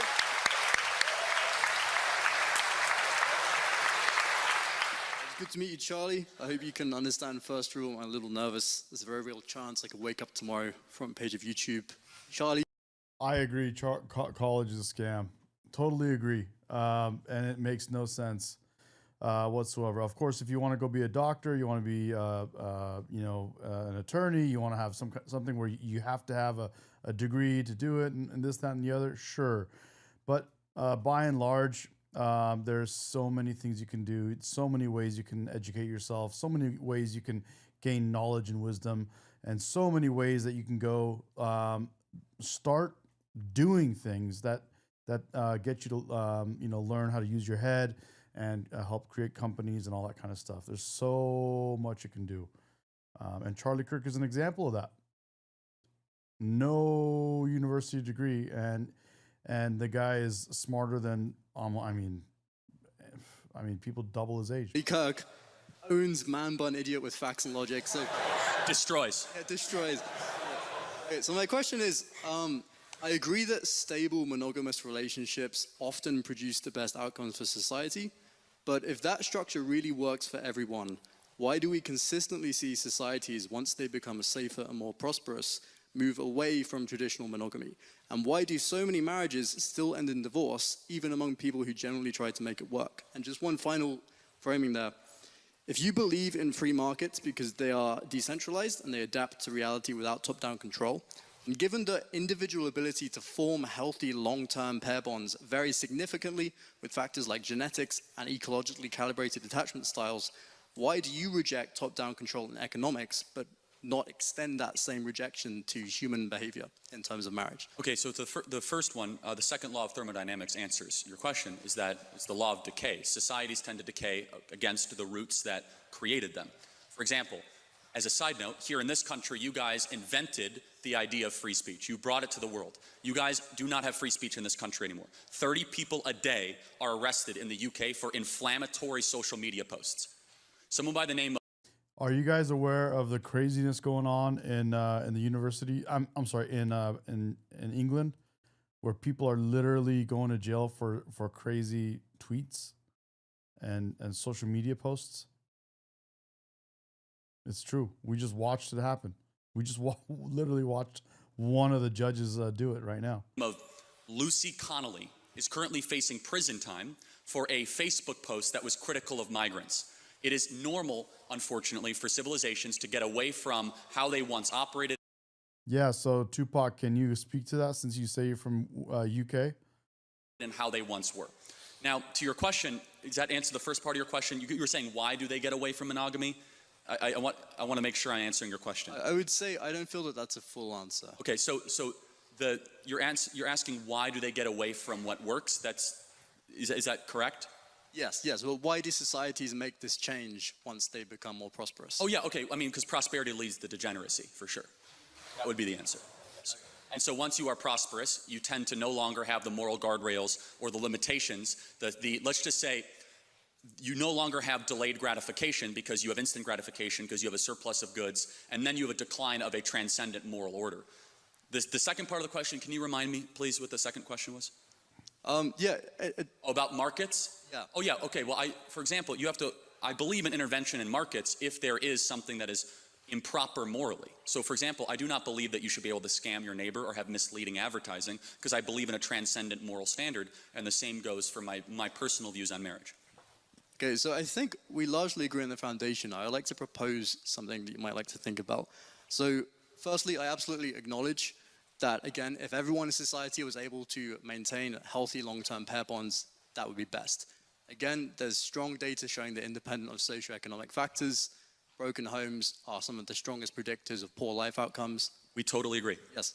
And even, I'm not sure if many people here are aware of this, but if you track, as countries become more socially egalitarian, somewhat surprisingly, rates of female depression and anxiety also spike disproportionately. So I think one of the problems here is that when you try and impose moral absolutism, inevitably, again, due to variance in attachment issues, due to industrialized culture, absent parents, screens, raising kids, around 50% of adults in the West develop attachment disorders, which make it very difficult to maintain long-term pair bonds. And then additionally, you have things like variation in oxytocin receptors, in density, in shape, also in vasopressin. There are going to be, even if there's 5% of people who feel that these rules really do not fit them, they will push back.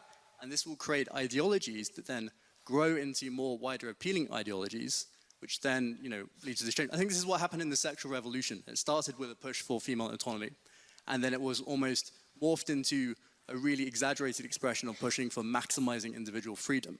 And I think that when you try and impose moral absolutism this way, it just inevitably causes pushback. And I think if you were to, as someone with a platform, instead say, hey, monogamy is great, it works best for most people, but I also understand there are some people it doesn't work so well for, more people would hear the message that you want to push. Okay, thank you for that. That's an interesting. I've actually never gotten that question before. It's very thoughtful. Would you say you're against moral absolutism then? Yes, I would. Are you against that absolutely? No, I'm very open to having my mind changed, and so it's not an absolute thing. Well, I'm against moral absolutism. Are you against moral absolutism? Absolutely. No. Okay, so then you're consistent. So I think it's all just kind of. It's preference, not. It's about preference. Then you could just basically do whatever you prefer. There is no transcendent moral order. Well, I think what you're doing, though, is slightly unfairly putting me into a loop, because I'm very open to having my mind changed. No, that's fine. What I'm saying, though, is that by definitionally, and this is something that will keep on coming back, you must choose what moral standard we live by. I'm very clear as to what moral standard. The lie of the West, of modernity, the last 30 years, is that we're going to have you live and let live, and there will be no moral standard. That itself is a moral standard, and it's a really bad one. And to your point, that yes, it creates more suffering, it creates more despair. And no, I disagree with what you say, and I respect the heart of which you're saying it. I will say that I have a moral obligation not to accommodate when people fall short, but instead try to lift them up towards the standard that is true and that I know that works. So where I'd push this is I'd ask you, you describe people falling short when they fail to engage in long-term monogamy. What do you think causes that? Why do you think some people struggle? Many reasons. Economic is one of them, but the biggest is the death of religion and the death of the fact that it's courageous to get Real benefits of that. I think we need to appropriately challenge feminism and tell young women that it's okay, in fact, it's courageous to get married and have children again. I think it would solve a lot of our problems.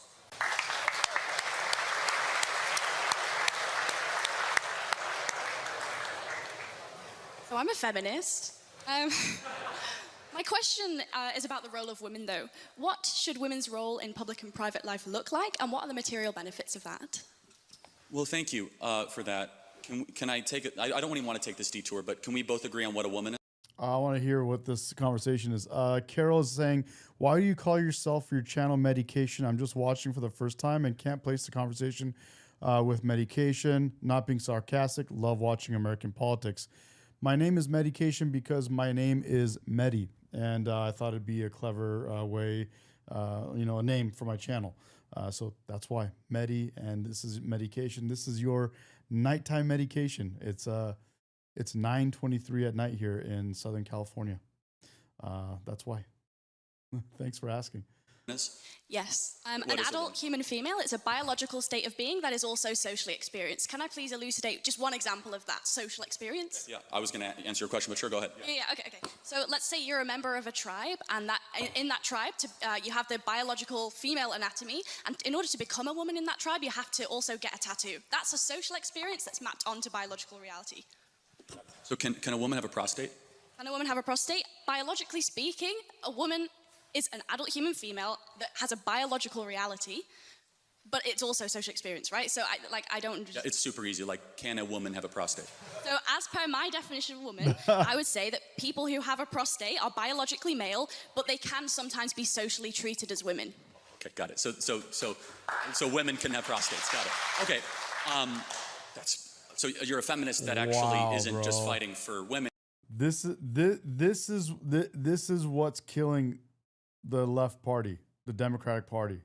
This thing right here, even though the argument can be made that it's not a big issue, it doesn't affect that many people or whatever, this mentality and the fact that Democrats won't address this specific topic is a major downfall for the left right now. And you're also fighting for men. So, yes, men also experience harms from patriarchy, but I argue... I'm about the same feminism, though, just make sure. Yeah. So, yes, men also experience... So women can have prostates. Got it. Women have a prostate.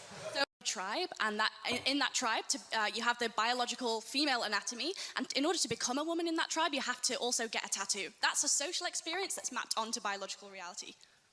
So can a woman have a prostate? Can a woman have a prostate? Biologically speaking, a woman is an adult human female that has a biological reality, but it's also social experience, right? So I don't... Yeah, it's super easy. Like, can a woman have a prostate? So as per my definition of woman, I would say that people who have a prostate are biologically male, but they can sometimes be socially treated as women. Okay, got it. So women can have prostates. Got it. Okay. So you're a feminist that actually isn't just fighting for women, you're also fighting for men. So, yes, men also experience harms from patriarchy, but I argue... We're talking about the same feminism, though, just make sure. Yeah, sure, go ahead. So, men also experience harm from patriarchal domination, but I would argue that those harms come from that system of domination itself. In the same way, for example, this isn't a threat, but if I reached across and punched you in the face, then my hand might hurt, right? So, are we understanding that there are, patterns of power? So, I would also fight for the rights of men as a feminist, just as I would fight for the rights of women. Sure. Do you think women are happier than they were 40 years ago? I think I would have a few responses to that.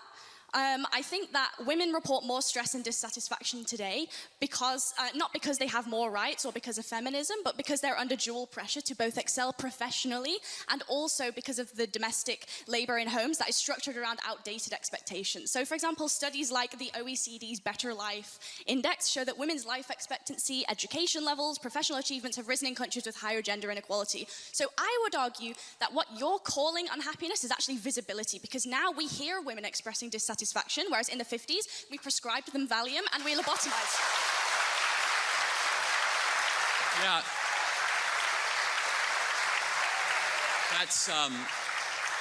That's really rich. I didn't know women not to complain 50 years ago. That's funny. We've always been... No, hold on a second. Why are suicide rates going up more for women? I think that encourages... Forget complaining. Materially, women are killing themselves more. Why is that? I think that even if both men and women have become unhappier, men's suicide rates have risen as well, and that's also been exponential. Can you at least concede that feminism offers only one potential explanation? There could be also other explanations. Of course, obviously, but feminism is the glaring thing in front of us, where we have fertility rates down, we have marriage rates down, we have unhappiness up, And we did something in the 1960s out of the universities of Brady Friedan and Gloria Steinem and all these feminists that basically said, you're trapped in a home, go get a job, freeze your eggs, take birth control. And all of a sudden, women are way unhappier than they were 40 years ago. And I just have to ask the question, why is that? Is it working? And maybe there are biological differences between men and women that we should respect, and that deep down a lot of women want to get married and have children. In fact, we should applaud it, and we should support it, and we should say it means nothing if you're gonna go be a CEO of some shoe company or be some banker in London. What matters if you raise children and you have something to pass down long after you're gone. I think I would bring 2 points to that. The first one is just really simple, which is that you can ascribe liberalism all you want as the cause of the unhappiness. I would argue something else. I would say that it's certain economic policy that has very little to do with the social acceptance of alternative lifestyles. I would say that we can recognize that income inequality across a vast swathe of Western countries has increased, which causes all kinds of social ills, a lack of social cohesion, housing price growth doesn't correspond with wage growth, monopolies increasingly become kind of emboldened to interfere with politics, and monopolies don't prioritize social health either. I think that those offer more compelling reasons for a decline in happiness than an increase in freedoms, because just one more thing, on an intuitive basis, generally speaking, people want more freedom, not less. Okay, so if that's true, why is it, do you agree that the happiest women of the West are married with kids? I would have to look into it, but Every I think there are certain, study shows, right? there are certain and studies objectively that we know that, right? The women with kids are not the ones tearing down statues, right? They're the ones that actually have obligations. Does tearing down statues correspond to some kind of smiles per capita data set that I wasn't aware of? Again, it's like, it's a little bit of a one-liner.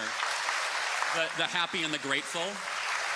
The happy and the grateful usually don't go burn down Wendy's in their spare time, of which we saw in our country all throughout a single summer. But as a side note, you would agree, objectively, study after study, survey after survey, that the women of the West that are married and have children, especially a lot of children, are far happier than even the ones that earn more money correlated at the same age.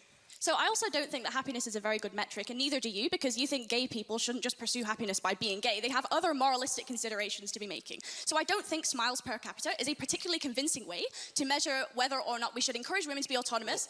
I think we should maximize agency within a fair system that has reasonable parameters because it's expedient, it's good for the economy, it's logical, it's the moral thing, because if we can't prove the material harms, we shouldn't discourage it. And also self-reported studies is a really flawed way to do psychology. It's the week before my university exams right now, and I'm standing here explaining the basic methodology behind survey collection in sociology, which you don't even think is a real subject, to Charlie Kirk. If I took one of those surveys right now, I'd check extremely miserable. But so would a Palestinian child who's been torn to smithereens. How are we going to measure? You would say extremely miserable? No, I'm kind of making a joke. No, I mean, but seriously, like, but hold on. I mean, like, that's an important point, though, is that the women in the West have it the best in the world, and yet they're way unhappier than women of sub-Saharan Africa. There's something fundamentally wrong here. Because the women of sub-Saharan Africa have something that a lot of women in the West do not have. The women in the West have cats, and they have good jobs, and the women of sub-Saharan Africa, they have a belief in the divine, and they have kids. And maybe there's a biological undercurrent that is keeping a lot of women from realizing their full potential. And so without reading your phone and just, like, you know, connecting. I'm not really reading my phone. Well, it's fine. Sure, then you can answer without it. Fair enough. Would you agree that it's a good thing that more women get married and have children in the West? I would ask you, would you say that a sub-Saharan African woman who's experienced female genital mutilation and checks extremely happy in a survey, and I also would check extremely happy in a survey, who do you think would be objectively more happy, even if they both check the same answer? No, again, so I fully, if you want to talk about how Islam mistreats women, we could talk all day long. Like, I'm all for that. Me too. Okay, good. So we agree. Yeah, absolutely. We actually have agree agreement. on many things. And we should shut off Muslim immigration to the UK, right? We totally agree. I think that all religious fundamentalism is bad, and if you take that logic, we should also not allow evangelical Christians into the UK either. Hold on. So hold on a second. Hold on. That's funny. Hold on. Can you show me a single, what would your example, because I have 50, of a single Christian country that you would say mistreats women, right? America. Oh, really? Yes. We had a female woman vice president. We had a female vice president, a female speaker of the House. Women earn more than men in America. In Rwanda, female representation in government supersedes the UK by quite a lot. Did women get treated better in Rwanda? Okay, I might be super off this. Like, is Rwanda Islamic? Like, I'm not totally sure. I don't think it is. Like, is it? Like, I don't know, actually. It's not. So, again, we were just talking about Islam. It's a little bit of a side note. But you must be morally clear, because you brought up female genital mutilation, which is a teaching of the Islamic faith. But as a side note, like, again, this is very important, which is, I'm not here to require you to do anything or not. I'm making a simple observation, which is objectively true regardless. The women of the West are miserable, and they're miserable for a reason, because we've told them to suppress how they are made by God, and pursue something else and get a bunch of trinkets and get a bunch of promotions, and they end up at 38 years old with a big flat in London, and they're miserable.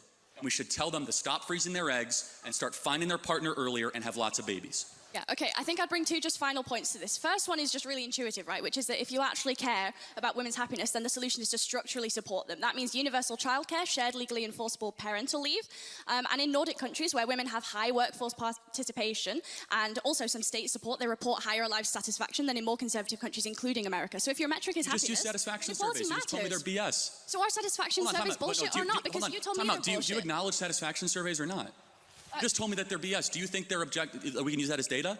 I don't think that yes or no? It is the only sole data set, but it is a data set that necessarily you told me they're so flawed and you self-report. Okay, by the macro self-satisfaction data, I am correct. And you are right. When you have paid family leave, you are happier. I'm actually a proponent of that. At Turning Point USA, we pay for 6 months when somebody has a child. I think there's a lot of agreement we can have on that. We need to encourage having more children. I think the Hungarian child policy is phenomenal. We should look at that because the greatest thing that is plaguing the West is we're not having enough kids. And it's not just bad because we won't have a future. It's also bad because the present is awfully miserable for too many women as well. Okay, in which case I think we get... Do I start bringing this to a close, please? Okay, I think just one final thing, which is that in which case we get to a really interesting argument about what parts of womanhood can be demarcated to the social and what kinds of womanhood can be demarcated to biological. So, for example, my anatomy is demarcated to the biological, but the fact that I might potentially be a better nurturer than a man, I would demarcate that to the social, you might demarcate that to the biological, in which case we have differing moral scales of value. I would ask why we should necessarily prioritize your moral scale of value, which prioritizes things like the birth rate, when in actual fact there are various other moral scales of value. And if you yourself are a free market American, why is it the case that you would not, like the previous speaker noted, I've already answered. Extend personal freedoms towards all spheres, including a private sphere? I believe in absolute truth claims, and it's absolutely wrong and bad when a society stops having kids to replace their own population. And then you have to import the third world, and you become the third world. It's bad. I disagree, but thank you. Okay, thank you.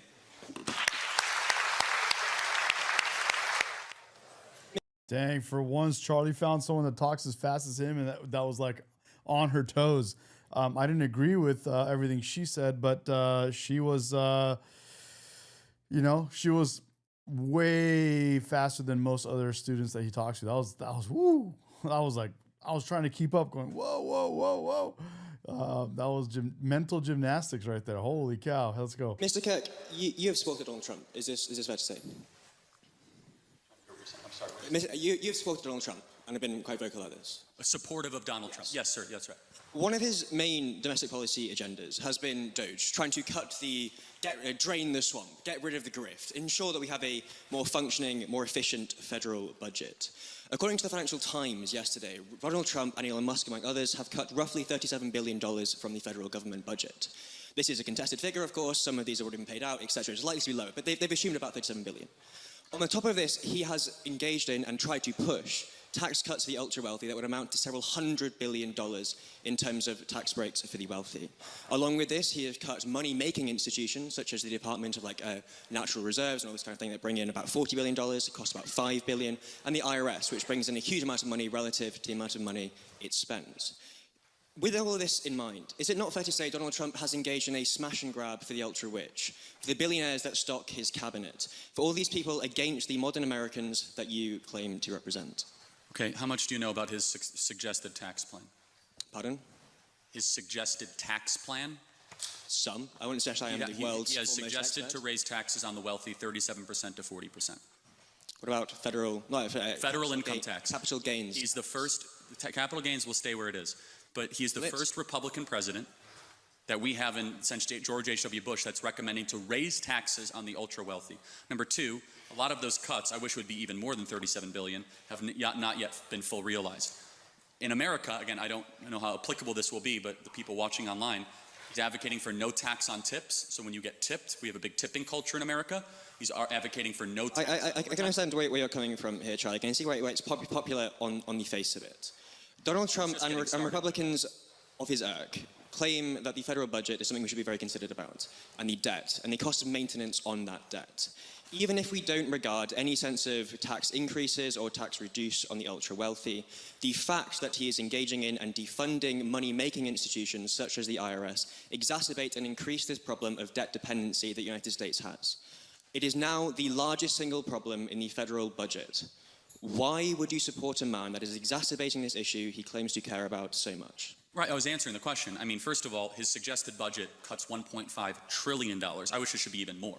Just so that is not true. No, it is. It's okay, you could look it up. $1.5 trillion would be the equivalent of cutting the entire American military budget and a half. Where is he getting... This is number essentially pulled out again, of, it's $1.5 some would say, where the sun doesn't shine. Again, the way that we do budgeting in America in a reconciliation process is over multiple budget cycles. So we're doing 3 budgets this year. I don't know how interested people will be in this. Okay. But it's wonky. But again, it literally has $1.5 trillion through this reconciliation process. With the largest middle class tax cut in history, I wish the cuts would be even more. Also, to say he's just doing the pandering of the ultra-wealthy, he's advocating for raising taxes on the ultra-wealthy. We'll see if that materializes. That is an income tax. The ultra-wealthy generally do not take a large portion of their income from an income tax and take it instead from capital gains. Well, fundamentally increasing an 8% tax on Elon Musk, who takes like $10,000 as a salary or something stupid, will not make any material difference. This is a straw man argument, and it is obfuscating from the fundamental issue.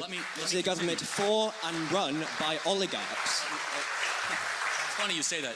You do know the richest people in America vote Democrat almost 85%. That is fundamentally not true. Okay, the richest... Can I finish? The most okay, again, 9 out of 10 of the wealthiest counties in America vote Democrat. If you earn more than $300,000 US a year, you vote Democrat at a 75% clip. I mean, it is so overwhelmingly the Democrat Party is the party of the rich. Secondly, though, he's going out of his way to cut taxes for working people. No tax on tips, no tax on overtimes, the extension of the middle class tax relief. Again, I don't know how interesting this is for a UK audience, but more broadly, President Trump is doing the impossible, something I hope your government does. He is trying to cut taxes for middle class people while also trying to balance the budget. I wish he would cut taxes even more. It's an ambitious project, and I support him completely in that endeavor. The extent to which he's attempting to balance the budget is not necessarily true, given that the budget is currently at a higher deficit this current year, as it was at any point under Biden, or I think any other president in history. I would also point to the fact that suggesting that Democrats overwhelmingly wealthy people overwhelmingly vote Democrats is true to a point. After a certain income, they overwhelmingly vote Republican because the tax breaks, kind of business interests and all this that Republicans offer them. Given he is attempting, in your own words, to balance the budget, again, coming back to the root issue, why is he defunding the IRS, which brings in money? Why is he defunding national parks, which makes money? Why is he engaging in all of this if he is trying to balance the budget? First of all, some of them... Can I just finish my statement? Is it perhaps because when you defund the IRS, the wealthiest people, the people that fund his super PACs, the people that buy his Trump coin, the people that are in fact in his cabinet, generally pay a lower de facto rate of tax because the IRS can no longer fund to actually investigate and audit them? Okay, so by defunding, again, the IRS is our tax collection agency, if you guys...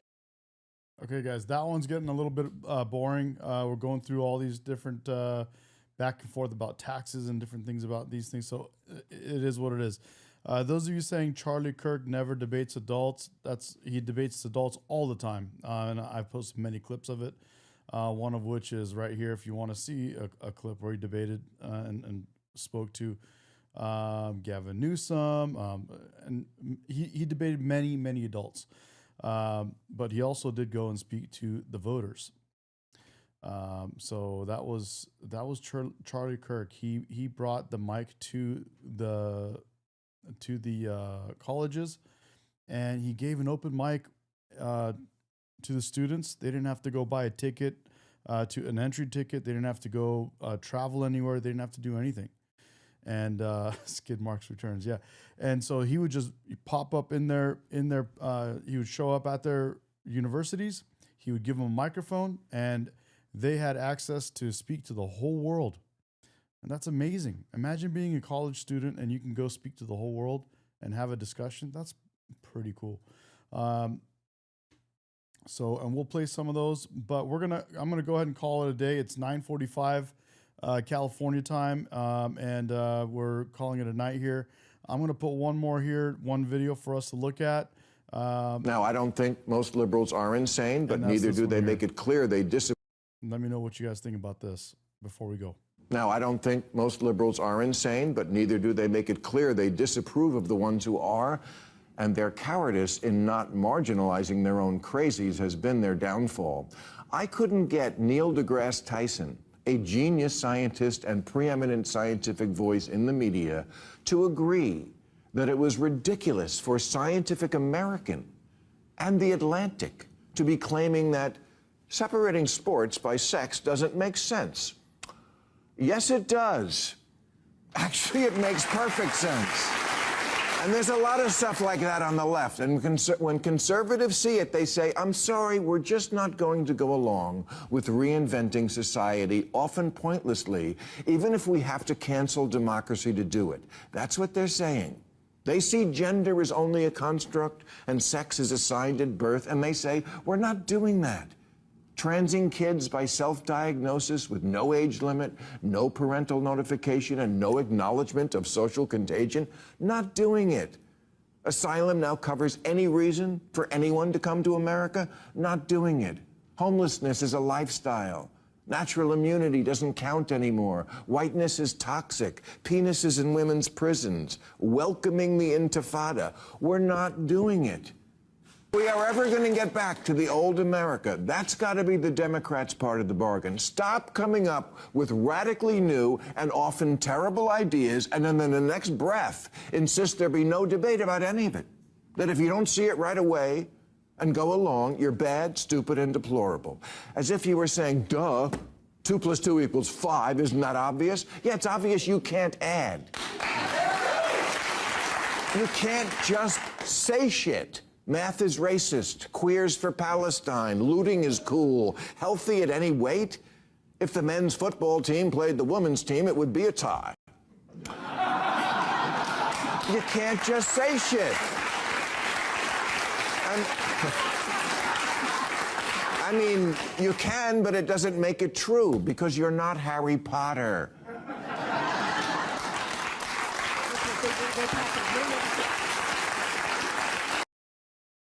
Okay, for those of you talking about Charlie Kirk and who he debated, why did he debate kids, we're going to end it with this so that you can get your answers, your questions answered. Here we go. You guys ready? Here we go.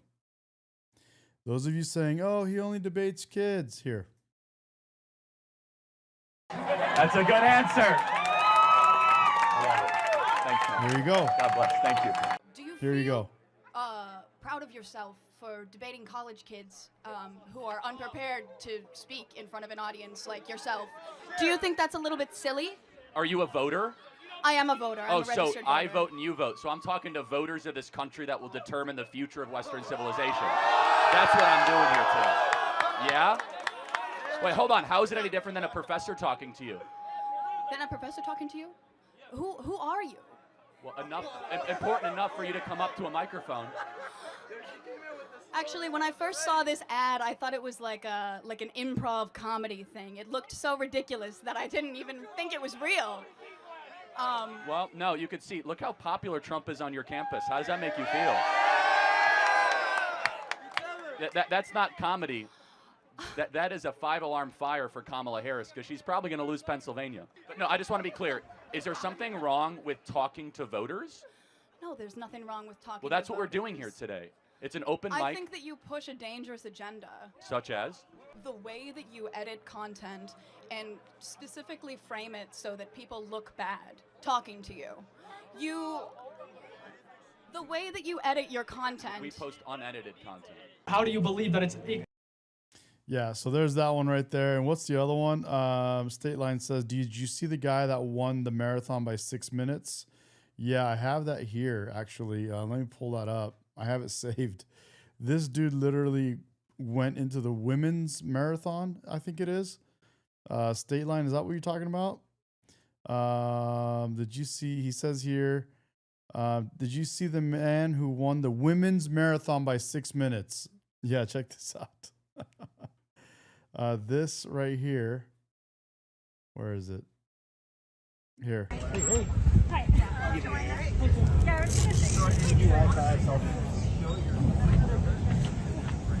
Oh no, this is a bike race.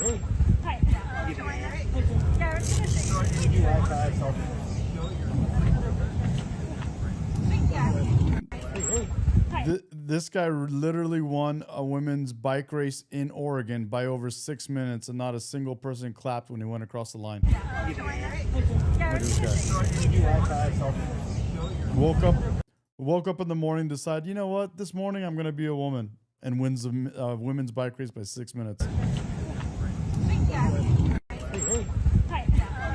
This is what I was telling you guys when I was saying that the Republicans were literally telling Democrats how they could win the election. They were exactly saying it verbatim, like literally, if you just do these boom, boom, boom, boom, you'll win. One of them was get men out of women's bathrooms. You know what I'm saying? That was an easy one. Forget about this whole million genders thing, and you would have won. Anyway, guys, thank you for joining. Thank you for being on for your nighttime medication. I will be on tomorrow morning for your morning medication. My name is Medi. I'm your host, and I appreciate you guys. Thank you all for joining. State Line, thanks. Everybody, thank you so much. Stacy, everyone, even the ones that don't agree with me or that I don't agree with you, that's okay. We're here. We're learning. It is discovery through live streams. We're learning. We're growing. That's what we're doing. Thanks, guys. Have a good night. Appreciate you all. Love you all. We're American. We love each other. Even if we disagree, we're American. The last thing other countries know they don't want is to get us united against them. We debate fiercely, but that's because we have freedom of speech.